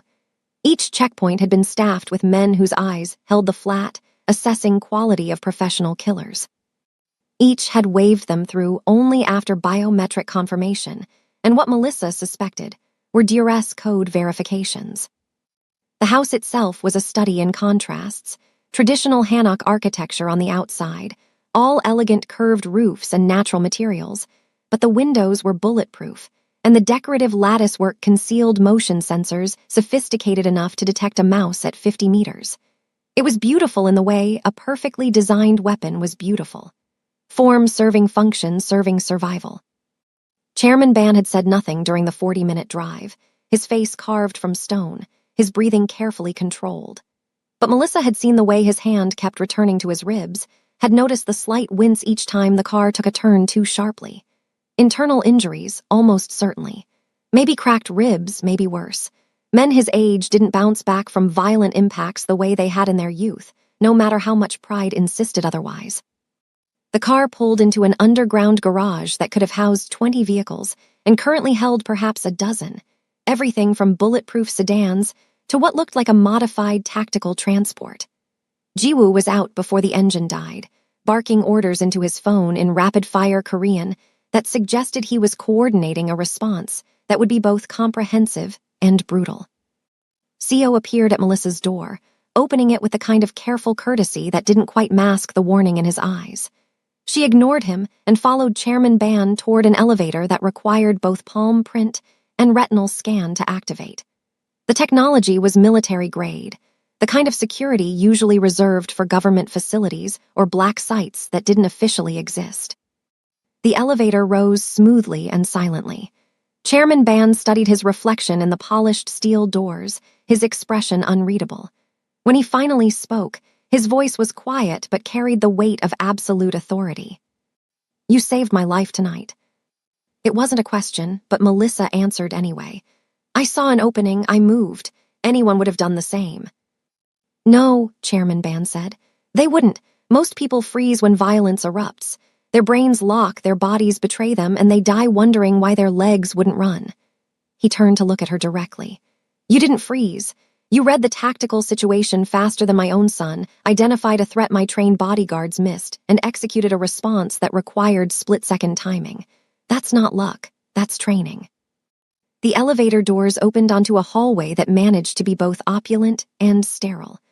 Artwork that probably cost more than Melissa would earn in 10 lifetimes hung on walls monitored by cameras small enough to hide in the light fixtures. They passed through another biometric checkpoint, this one staffed by a woman whose eyes were cold and professional as she logged their entry. Guest suite, Chairman Ban said to her. Medical team for me, and someone tell my son I want a full briefing in 30 minutes. The woman nodded and spoke quietly into a concealed microphone. Within seconds, 2 more security personnel appeared, flanking Chairman Ban as he was escorted toward what Melissa assumed was a private medical facility. He moved with the rigid dignity of a man refusing to acknowledge pain, his back straight despite everything. Jiwoo appeared from a side corridor, his expression dark. "The girl stays in a monitored room until we know who she is." "The girl has a name," Melissa said, her tone sharp despite the exhaustion pulling at her bones. "And the girl would like to go home, take a very long shower, and pretend tonight never happened." "That's not an option." Jiwoo's hand closed around her upper arm, not bruising, but firm enough to make his point clear. "You're either an asset we need to understand or a threat we need to eliminate, until I know which. You're not going anywhere." He guided her down another corridor, this one less ornate, more functional. The room he deposited her in was comfortable enough, tasteful furniture, attached bathroom, a window that offered a view of the gardens below. It was also very clearly a cell. The door locked from the outside. The window didn't open. And the cameras in the corners were obvious enough to send a message. "We're watching." "Make yourself comfortable," Jiwoo said from the doorway. "Someone will bring you food and clean clothes, and I'll need your cooperation with something." "My cooperation?" "Your fingerprints." He pulled a small digital scanner from his pocket. "Standard security protocol. Everyone who enters the estate gets printed." It was a lie, or at least a significant distortion of the truth, but Melissa had run out of options for resistance. She extended her hand, letting him press her fingers against the scanner's surface one by one. The device beeped softly with each print, storing data that would be run through databases she couldn't begin to guess at. "How long am I staying in this very comfortable prison?" Melissa asked as he finished. "Until I decide you're not a threat." Jiwoo slipped the scanner back into his pocket. "Or until I confirm that you are one." He left without waiting for a response. The lock clicked with a finality that made Melissa's chest tighten. She walked to the window, pressing her palm against the cool glass, looking out at gardens illuminated by subtle landscape lighting. Beautiful, trapped, a gilded cage that was still a cage. She should be planning an escape, cataloging the room's vulnerabilities, identifying potential weapons, calculating the distance to the perimeter fence and the likelihood of making it past Ban's security. Instead, she found herself sinking into an armchair near the window, her body finally acknowledging the toll of the past few hours. Her hands were shaking. Not much, but enough that she had to curl them into fists to make it stop. Someone knocked 30 minutes later. A young woman entered carrying a tray of food, rice, soup, banchan that looked homemade, and a neatly folded set of clothes. She set everything on the low table near the armchair and left without speaking, though her eyes had taken in everything about Melissa with the kind of observation that suggested she was more than just household staff. Melissa forced herself to eat, knowing she'd need the energy regardless of what came next. The food was excellent, which somehow made everything worse. She was being treated like an honored guest rather than a prisoner, which meant Chairman Ban was still deciding what to do with her. The moment that decision shifted from gratitude to suspicion, the quality of her accommodations would be the least of her concerns. She just finished changing into the provided clothes, comfortable loungewear that fit surprisingly well, when the door opened again. Jiwoo entered, his expression unreadable, carrying a tablet. He didn't sit, didn't make himself comfortable, just stood in the center of the room like a judge preparing to deliver a verdict. "Tell me about your father," he said. Melissa's stomach dropped. What about him? His name was Damien Peacock, British Diplomatic Corps, officially. Unofficially, he ran intelligence operations across Asia for the better part of 2 decades, specialized in infiltrating organized crime networks, collecting blackmail material on people who thought they were untouchable. Jiwoo's eyes never left her face. And 15 years ago, he collected something on my family, something my father decided couldn't be allowed to exist. The words landed like physical blows. Melissa kept her expression neutral through sheer force of will, but inside she was screaming. They knew, of course they knew. The moment Jiwoo had taken her fingerprints, she'd signed her own death warrant. "Your fingerprints came back with an interesting flag," Jiwoo continued. "Red file classification, reserved for individuals who pose existential threats to national security, or, in certain cases, to families wealthy enough to have their own classification systems. Your file was sealed 15 years ago, right after your father died in what was officially ruled an accidental house fire in Paris. It was an accident, Melissa said, and her voice only shook slightly. It was an execution, Jiwoo corrected. A professional one, designed to look like faulty wiring but actually a triggered incendiary device. Your father died, your mother died, but you, he tilted his head. You disappeared, vanished so completely that even our best investigators assumed you died in the fire too. Maybe I did. Don't insult my intelligence. Jiwoo set the tablet on the table, screen facing up. The display showed a file photo of a young girl, maybe 13, with serious eyes and her mother's smile. This is you. Melissa Peacock, age 13, photographed at the British Embassy in Seoul 3 months before your parents were killed. Fluent in 7 languages. IQ tested at 156. Trained in multiple martial arts by embassy security staff who thought they were just keeping you occupied during summer breaks. He swiped to another image, this one more recent, grainier, taken from security footage. And this is you last year in Tokyo. Different hair, different name, but same biometric markers. You were working at a hotel that catered to Yakuza leadership. Stayed 6 months, then disappeared. I like to travel, Melissa said. See the world, experience different cultures. You like to hide, Jiwoo countered. You've spent the last decade building and abandoning identities, working jobs that give you access to dangerous people while keeping you invisible. Why? Maybe I just have a terrible employment record. Jiwoo's jaw tightened. My father ordered the hit on your parents. I was 12 years old, but I remember the night he came home, poured himself whiskey with shaking hands, and told my mother he'd done something that would either save or destroy our family. I didn't understand what he meant then, but I understand now. He pulled out a chair and sat, finally, bringing himself closer to Melissa's eye level.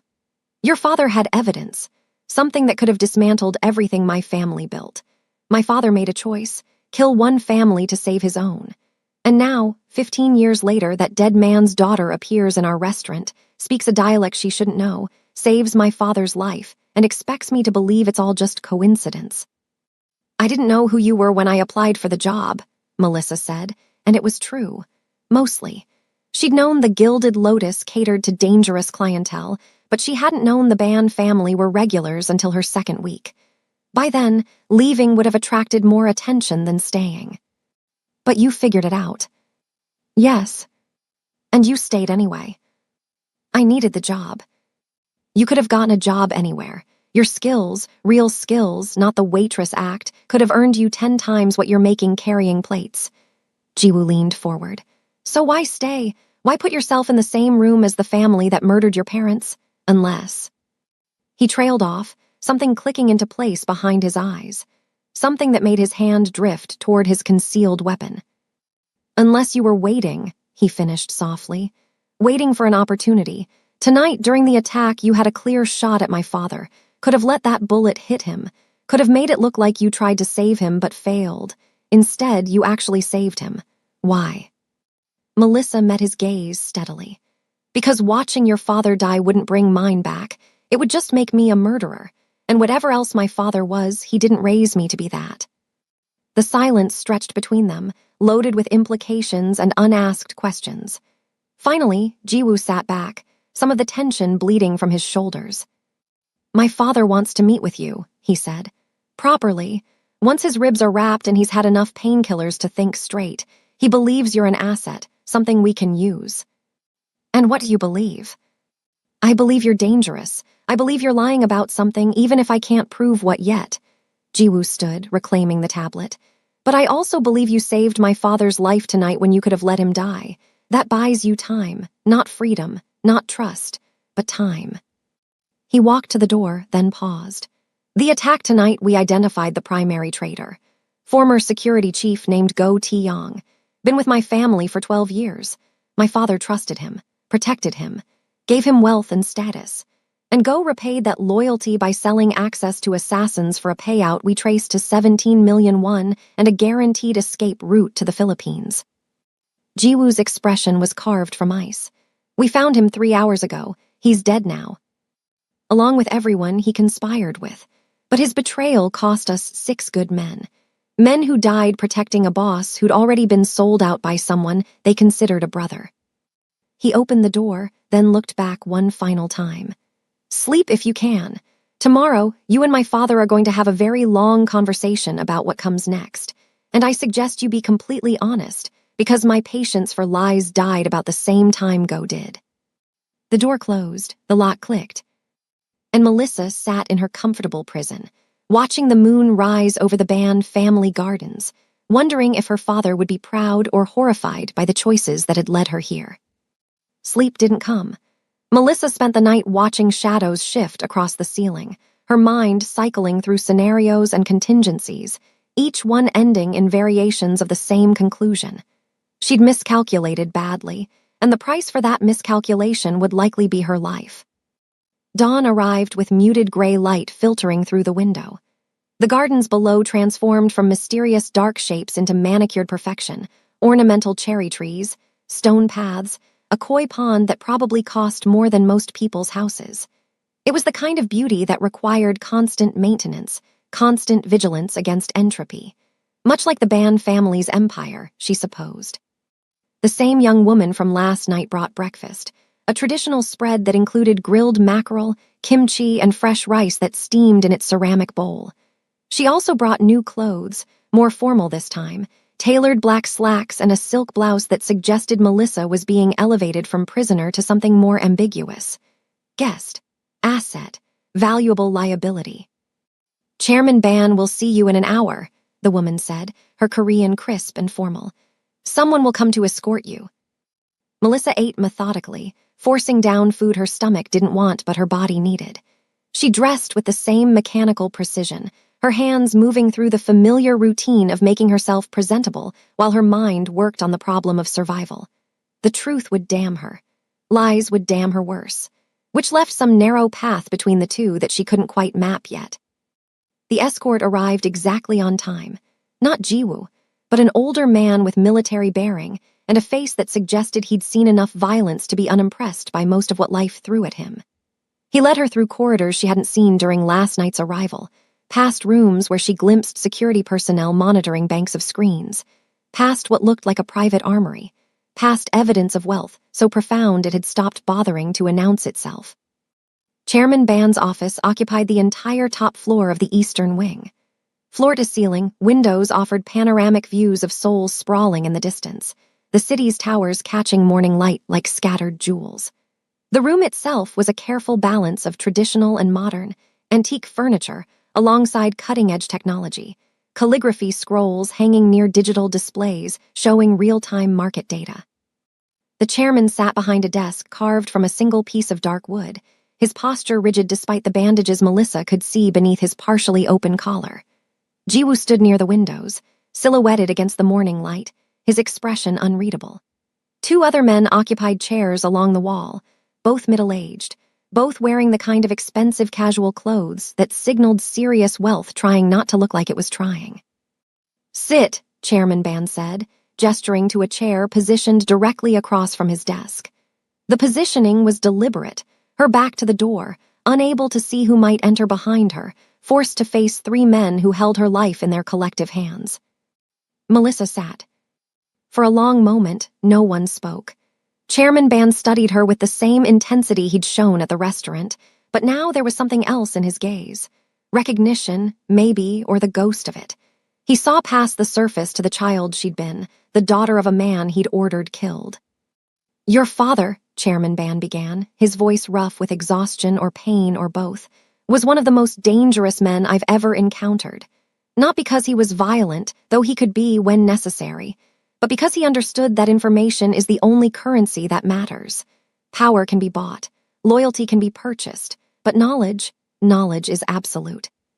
He picked up a file from his desk, physical paper, not digital, which made it both more secure and more ominous. Damien Peacock, British diplomatic cover, actually worked for a joint task force targeting international organized crime. He spent 8 years building a network across Asia, collecting evidence on everyone who mattered, including my family. Chairman Ban opened the file, though Melissa suspected he'd memorized its contents long ago. He documented everything. Financial flows that connected us to politicians, judges, police chiefs. Shipping manifests that proved we were moving more than legal cargo.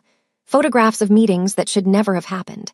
And most dangerous of all, he documented our involvement in the Incheon massacre. The name landed like a stone in still water. Melissa's father had never told her the specifics. She'd been too young, he'd said, and some knowledge was too heavy for children to carry. But she'd pieced together fragments over the years. A territorial dispute between rival organizations. Civilian casualties. Bodies that were never found because they'd been dissolved in acid or buried where no one would think to look. 16 people died, Chairman Ban continued. Politicians investigating corruption, journalists asking inconvenient questions, witnesses who'd seen too much. We called it necessary. Your father called it mass murder. He closed the file carefully. He was right, of course. It was murder, calculated, methodical, and absolutely necessary to ensure our survival. So you killed him for knowing the truth, Melissa said, her voice flat. I killed him because he was going to publish that truth. Deliver it to newspapers, foreign intelligence services, anyone who would listen. He had a conscience, your father, a fatal flaw in a man who dealt in secrets. Chairman Ban's expression was hard, unrepentant. I gave him a choice. Take payment enough to disappear to set his family up for life and forget what he knew. He refused, called me a monster, said he'd rather die than let men like me operate with impunity. So you granted his wish. So I protected my family. Chairman Ban's hand slammed down on the desk, the first real show of emotion Melissa had seen from him. You think I wanted to kill a man who had a wife and daughter? You think I enjoyed giving that order? But he left me no choice. It was his life or the lives of everyone I was responsible for. My wife, my son, the hundreds of people who depended on our organization for their livelihoods. Thousands, actually, one of the men along the wall interjected. He had the smooth polish of a lawyer or accountant, someone who worked with numbers instead of blood. If you include legitimate businesses, supply chains, employees, the Ban family enterprise supports approximately 8,000 people directly and another 20,000 indirectly. Thank you, Advisor Yoon, Chairman Ban said dryly. I'm sure that statistical context is very comforting to Miss Peacock. Melissa said nothing. Words felt inadequate against the magnitude of what she was hearing, not just confirmation of what she'd suspected, but the casual mathematics of it. Her father's life weighed against thousands, a moral calculus that reduced human beings to numbers on a balance sheet. Jiwoo moved from the window, finally, stepping into the conversation with the kind of careful deliberation that suggested he'd been waiting for the right moment. I was 12 when my father came home that night. I remember because I was supposed to be asleep, but I'd snuck downstairs to steal cookies from the kitchen. I heard him talking to my mother in his study. Heard him say he'd given an order that couldn't be taken back. He stopped in front of Melissa's chair, looking down at her with an expression that was part apology, part accusation. I asked him about it the next day. He told me that leadership meant making choices that would haunt you, that a real leader accepts those ghosts and carries them rather than letting others bear the weight. Very philosophical, Melissa said. Did he also mention that one of those ghosts had a 13-year-old daughter who watched her house burn down with her parents inside? The words came out sharper than she'd intended, carrying 15 years of carefully contained rage. Chairman Ban's expression didn't change, but something flickered in his eyes. Regret, maybe, or just the recognition that certain debts could never be repaid. You weren't supposed to survive, Chairman Ban said quietly. The fire was meant to look accidental but thorough. Your father, your mother, and yes, you, a tragedy, faulty wiring in an old building. No evidence to suggest otherwise. But I did survive. Melissa's hands were clenched in her lap, nails digging into her palms hard enough to leave marks. My father got me out, pushed me through a window while the fire was still small, before your people could establish a perimeter. He died making sure I escaped. How? Jiwoo asked. The fire investigators found 3 bodies. Dental records confirmed your identity. Wrong child. Melissa's voice was mechanical now, reciting facts to avoid feeling them. My father kept a contingency, a contact in Paris who specialized in making problems disappear. He'd arranged everything months before, fake dental records, a homeless girl who died of an overdose, everything needed to create a convincing corpse. When the fire started, my father activated the contingency. The body they found and identified as me was a stranger who'd been dead for days. The admission hung in the air. Advisor Yoon was typing notes into a tablet. The other man along the wall had gone pale, clearly not comfortable with the operational details of how families were erased. "Where did you go?" Chairman Ban asked. "After the fire." "Everywhere, nowhere. My father had established safe houses across Asia. Money in accounts that couldn't be traced. False identities ready to activate. I spent 2 years moving every few months. Manila, Singapore, Hong Kong, Tokyo. Living off his preparations while learning to hide better than he ever taught me." "And then you came back to Seoul," Jiwoo said. "Why?" "Because running forever isn't living. It's just dying slowly." Melissa met Chairman Ban's gaze directly. "And because I needed to know if the man who killed my parents was a monster or just a man making impossible choices." "And what have you decided?" "I don't know yet." Chairman Ban smiled, though there was no humor in it. "At least you're honest." He stood, moving carefully around his desk to approach her chair. Up close, she could see the pain lines etched deeper around his mouth, the way he held himself to minimize movement of his injured ribs. "You saved my life last night. Didn't hesitate, didn't let old grievances stay your hand. Why?" "Because the men shooting at you were traitors. Because watching you die wouldn't bring my father back. Because—" Melissa paused, searching for words that were true without being complete. "Because my father taught me that justice and revenge aren't the same thing. He wanted justice. Evidence presented in courts, systems held accountable, change implemented through proper channels. And he died for believing that." "Yes." "So what do you believe?" It was the question Melissa had been asking herself for 15 years. What did she believe? That her father had been right to try to expose the Ban family's crimes. That Chairman Ban had been right to protect his family by any means necessary. That there was some moral truth hidden in the gray space between those positions. "I believe people are more complicated than the worst things they've done," Melissa said finally. "I believe my father was a good man who made mistakes. I believe you're a criminal who's built something that feeds thousands of families. I believe justice is important, but survival is too. And I believe that nothing I do will ever make sense of what happened." The honesty surprised her. She'd meant to be more guarded, more strategic. But exhaustion had stripped away the careful lies, leaving only the messy truth underneath. Chairman Ban returned to his desk, lowering himself into his chair with visible relief. "My son thinks you're an asset we should keep close. Advisor Yoon thinks you're a liability we should eliminate. I think you're something more interesting, a living reminder that our actions have consequences that extend beyond the immediate." He picked up the file again, then fed it into a shredder beside his desk. The machine whirred, consuming decades-old evidence in seconds. "Your father's investigation, all the evidence he collected. We found it after his death and destroyed it, or we thought we did. Did he leave copies? Secret caches that might surface if something happens to you?"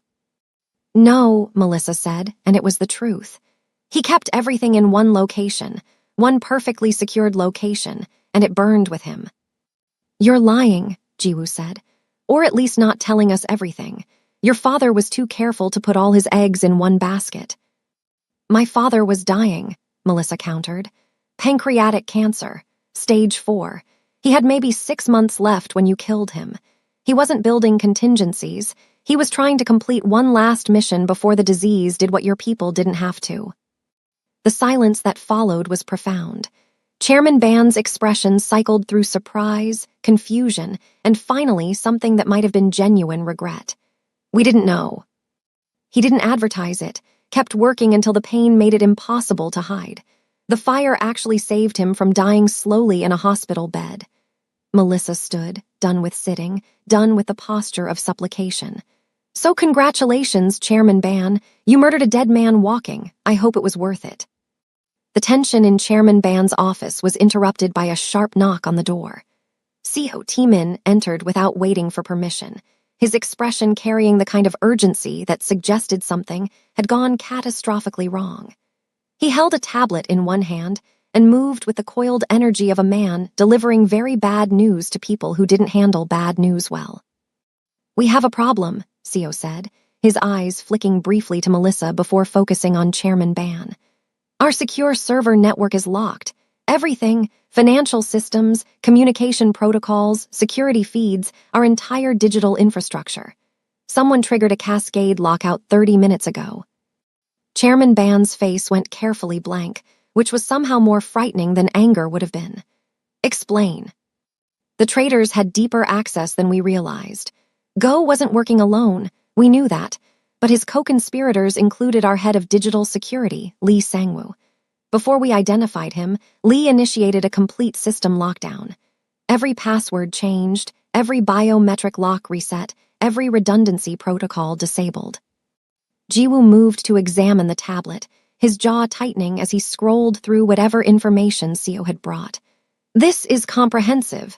They locked us out of our own network. It gets worse, Seo said. The server controls our private security forces, communications, deployment orders, payment systems.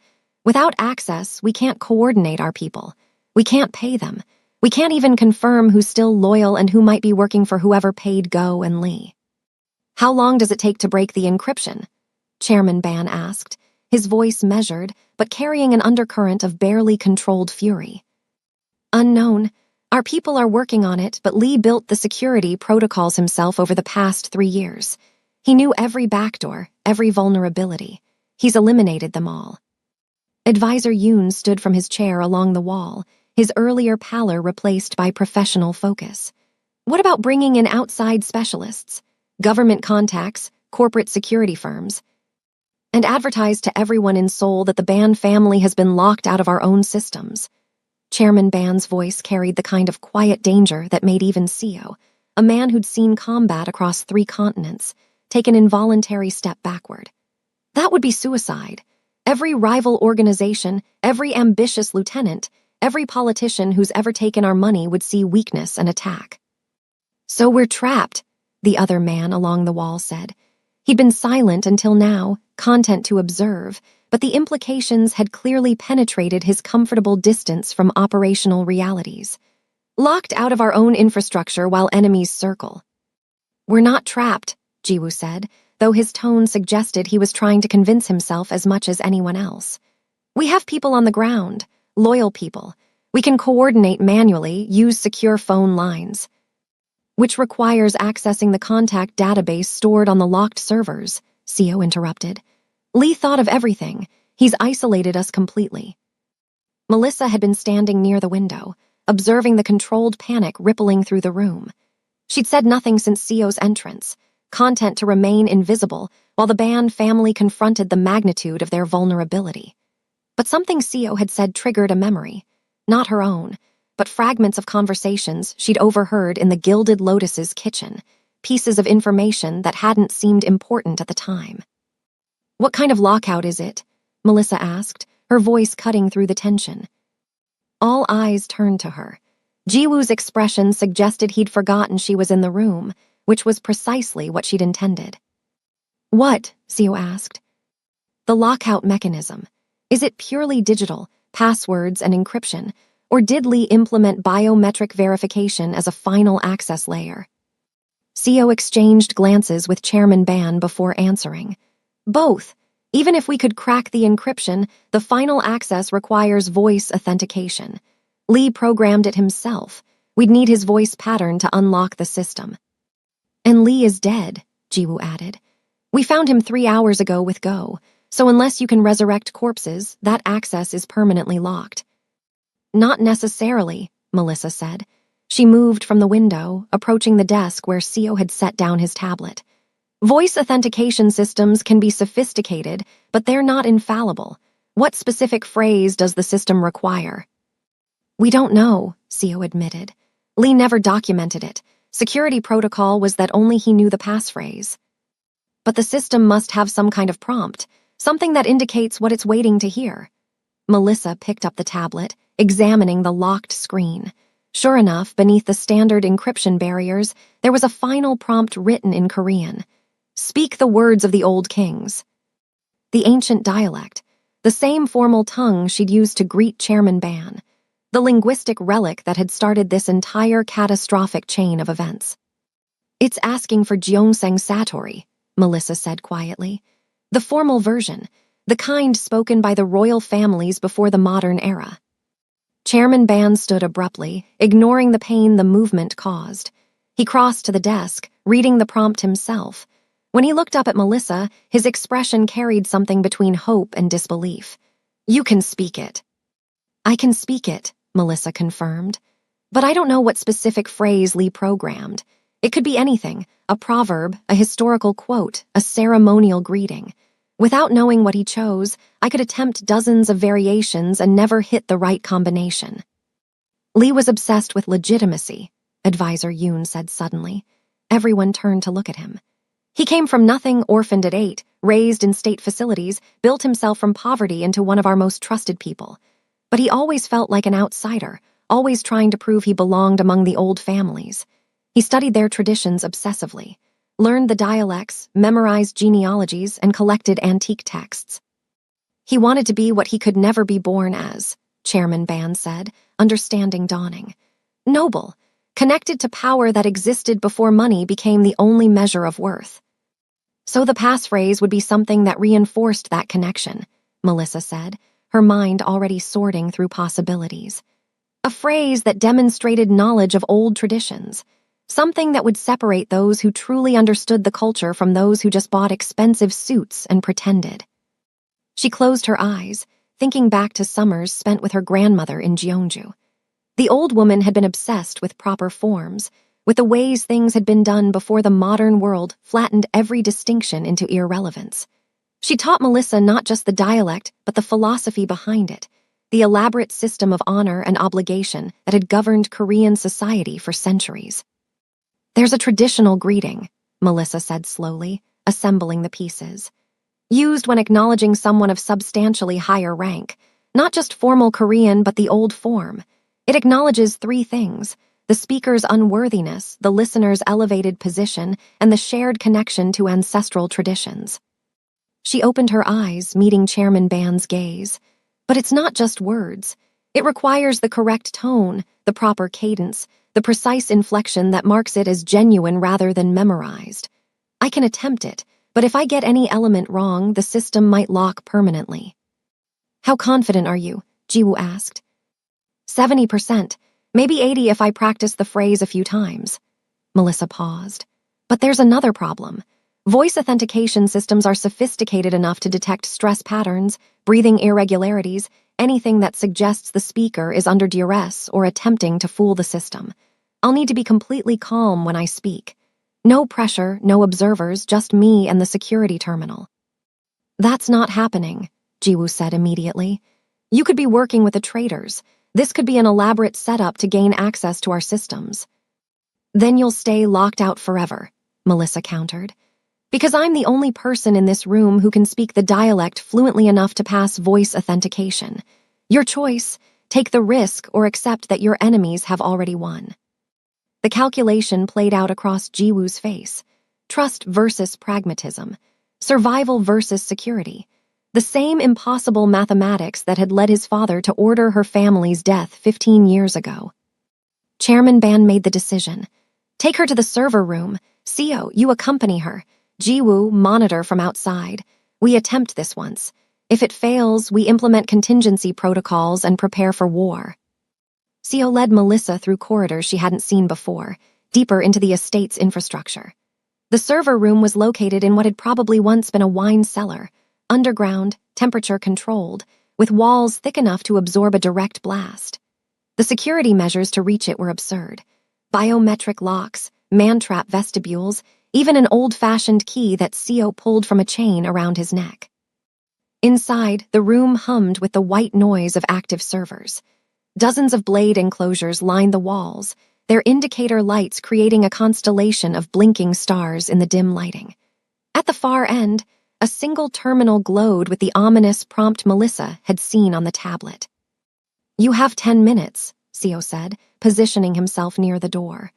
"Long enough to make a reasonable attempt, short enough that you can't do significant damage if this is a trap." Melissa didn't bother responding.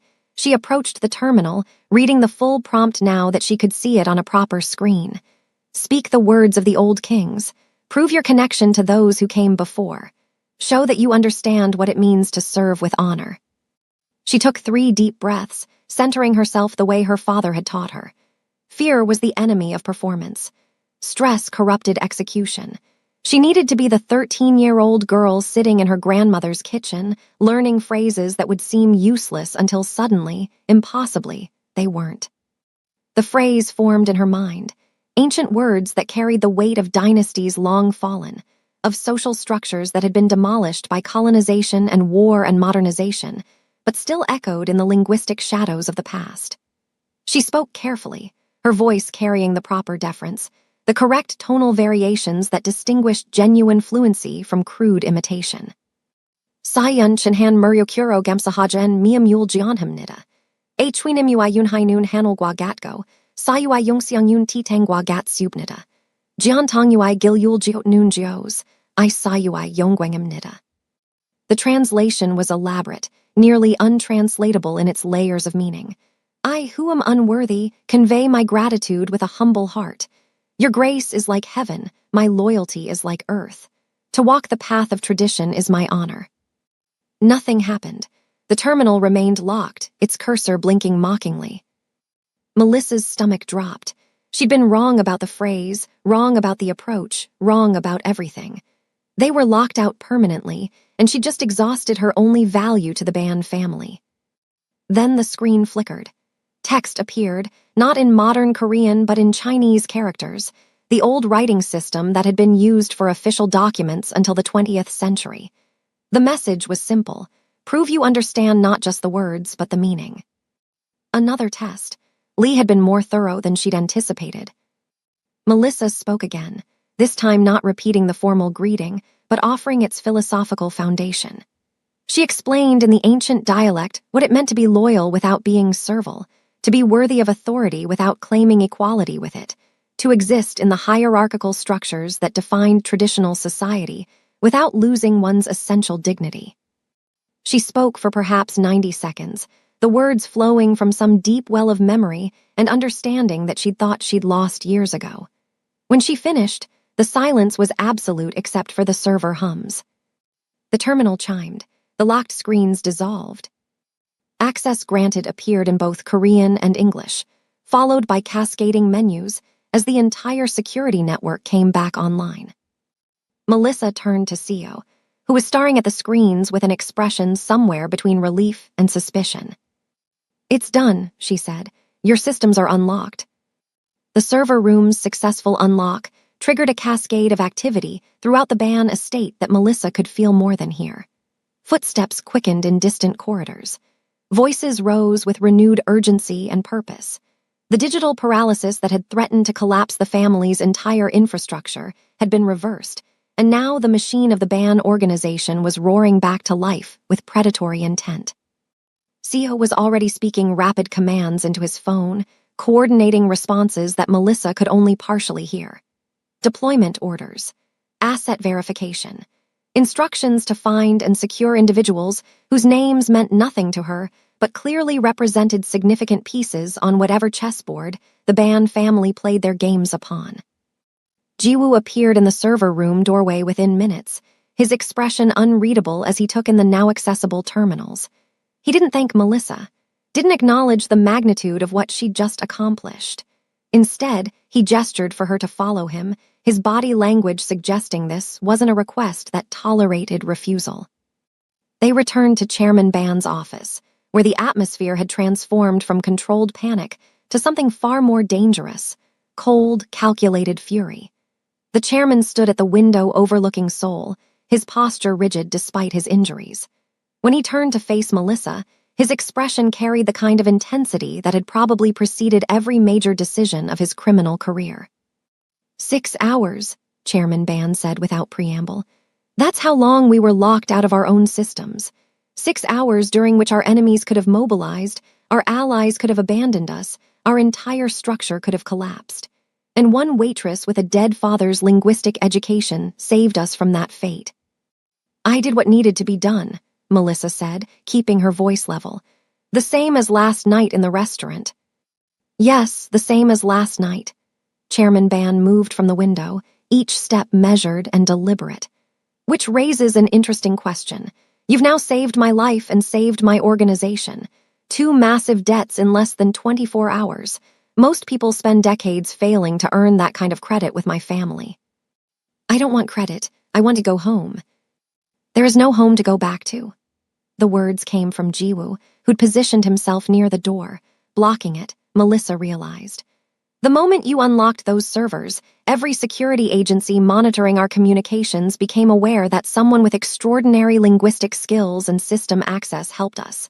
They'll be looking for you, trying to identify you.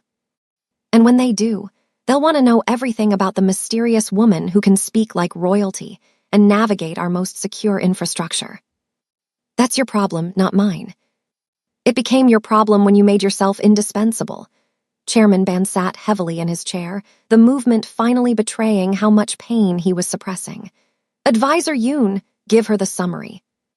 The lawyer stepped forward, his tablet already displaying information that made Melissa's chest tighten.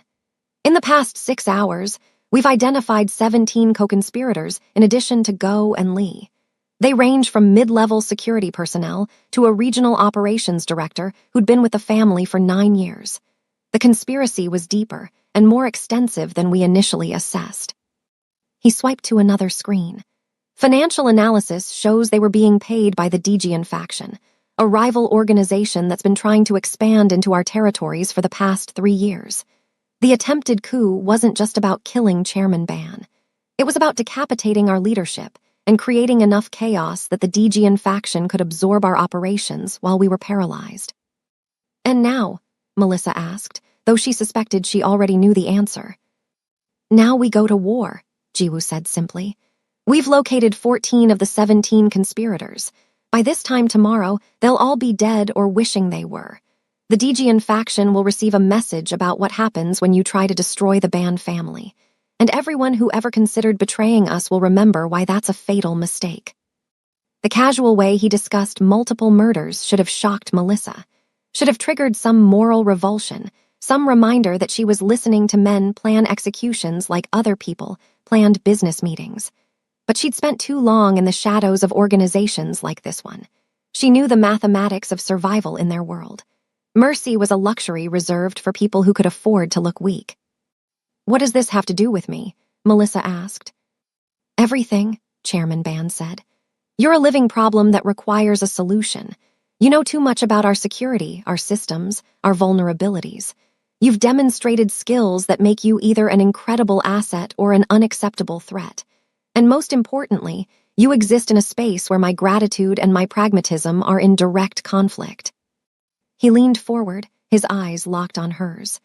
I owe you my life, twice. That's not a debt I can ignore or dismiss. But I also can't allow you to walk away and potentially use what you know against us. Which means I need to either kill you or bind you to this family so completely that betrayal becomes impossible. The words hung in the air like an executioner's blade, suspended by thread. Melissa felt her pulse hammering in her throat, every survival instinct screaming at her to run, to fight, to do something other than sit in this chair listening to a crime lord discuss her assassination with the same tone he might use to order dinner. There is a third option, Jiwoo said, and something in his voice made Melissa's attention snap to him. He was looking at his father, not at her, and his expression carried layers of meaning she couldn't quite decode. We claim her, publicly, in a way that makes her untouchable to our enemies and indispensable to our operations. Chairman Ban's eyebrows rose fractionally. Explain. We announce her as my fiancée. Jiwoo's voice was calm, matter-of-fact, as if he were proposing a business merger rather than a fabricated engagement. A foreign-educated specialist who's been consulting with our organization, someone with legitimate credentials and valuable skills. The story is that we met months ago, that the relationship has been developing quietly, and that recent events have accelerated our commitment. That's insane, Melissa said, finding her voice. No one will believe it. Everyone will believe it, Jiwoo countered. Because we'll make them believe it.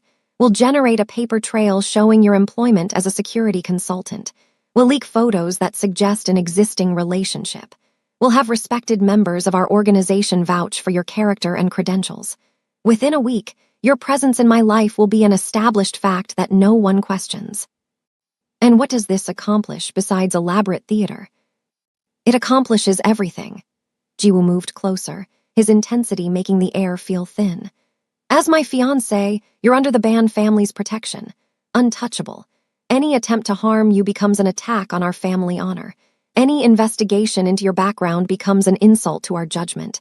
You become so thoroughly integrated into our structure that separating you from it becomes impossible. You're describing a prison, Melissa said. A gilded cage with better marketing.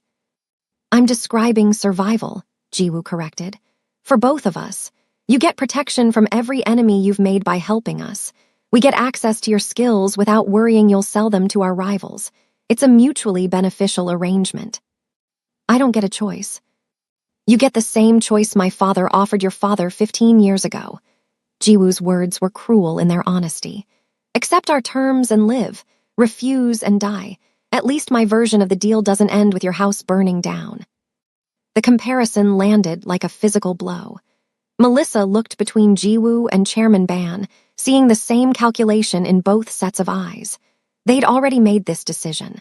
This conversation was just the formality of informing her what her life would become. There's one other factor, Chairman Ban said, his voice carrying a weight that suggested this was the piece that actually mattered. Lee Sangwoo, our head of digital security, left a message before he died. We found it in the system logs after you unlocked them. He knew he was going to die. Either we'd kill him or the Dejian faction would eliminate him as a loose end.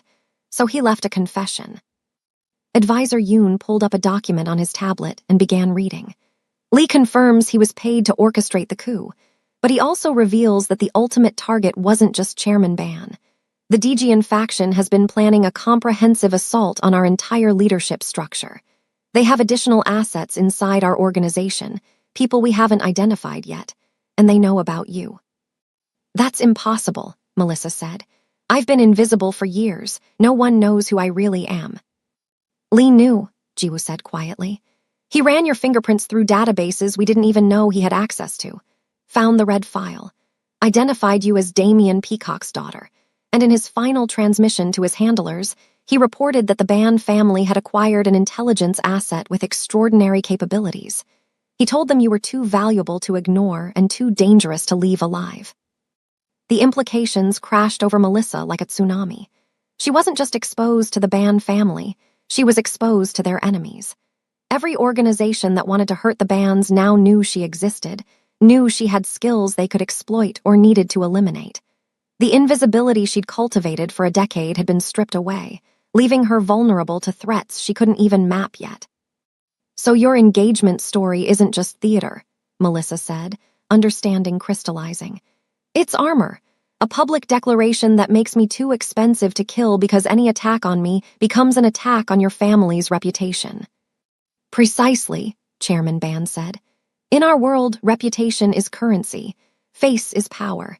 If we announce you as Jiwoo's intended, any harm that comes to you reflects on our ability to protect what's ours. It becomes a challenge that requires an overwhelming response. Your survival becomes tied to our honor. And what if I refuse this generous offer of protective imprisonment? Then you leave this estate and we never see you again, Chairman Ban said. And within a week, maybe less, someone puts a bullet in your head or throws you off a building or arranges an accident that closes the file on Damien Peacock's daughter permanently. Your choice, die free or live constrained. It wasn't really a choice at all, and they all knew it. Melissa had played this game before in other contexts, with other powerful men offering salvation that looked suspiciously like ownership. But she'd never been quite this cornered, quite this exposed, quite this aware that refusal meant immediate death rather than eventual consequences. If I agree, Melissa said slowly, I want terms. Real terms, not just pretty promises that disappear the moment they're inconvenient. Jiwoo's expression shifted slightly, something that might have been respect flickering across his features. Name them. First, I'm not actually marrying you. This is a performance with an end date. When the immediate danger passes, we stage a quiet separation and I get to disappear again. Agreed, Jiwoo said, with the caveat that we determine when the danger has passed, not you. Second, I'm not a prisoner. I need freedom to move, to live, to exist outside this estate. Monitored, fine. Guarded, acceptable. But not locked in a room like a trophy you're keeping safe. Conditional agreement, Chairman Ban said. You get freedom proportional to the threat level. Right now, while we're hunting traitors and preparing for war, your movement is restricted. But once we've stabilized, you get more autonomy. Third, and this is non-negotiable, I want access to my father's original investigation. Everything he collected on your family. I want to know what he died protecting. The silence that followed was profound. Chairman Ban and Jiwoo exchanged glances that carried an entire conversation Melissa couldn't hear. When Chairman Ban finally spoke, his voice was measured but firm. That information was destroyed 15 years ago. You're lying, Melissa said. Men like you don't destroy valuable intelligence. You secure it, classify it, make it inaccessible. But you don't destroy it because someday it might be useful leverage or valuable blackmail or necessary insurance. So where is it? Chairman Ban stood, walked to a bookshelf that probably cost more than most cars, and pulled out a leather-bound volume that looked like a collection of classical poetry. He opened it to reveal not pages, but a hollow interior containing a single USB drive. Your father's life's work, he said, holding it up. Every document, every photograph, every piece of evidence he collected. I kept it because destroying it felt like admitting he was right about us, like confirming we were exactly the monsters he believed us to be. He set the drive on his desk, equidistant between himself and Melissa. You want the truth? Take it.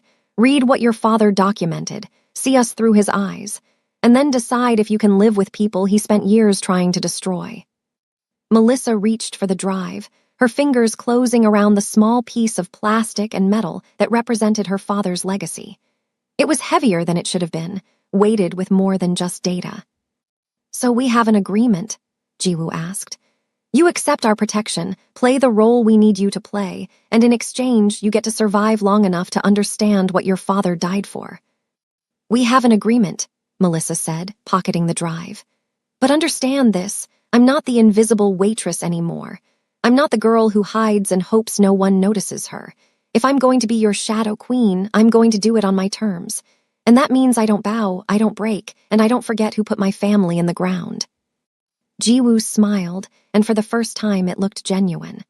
I wouldn't want you any other way. The invisible girl was useful, but the woman who speaks like kings and fights like hell, she's the one who might actually survive in our world.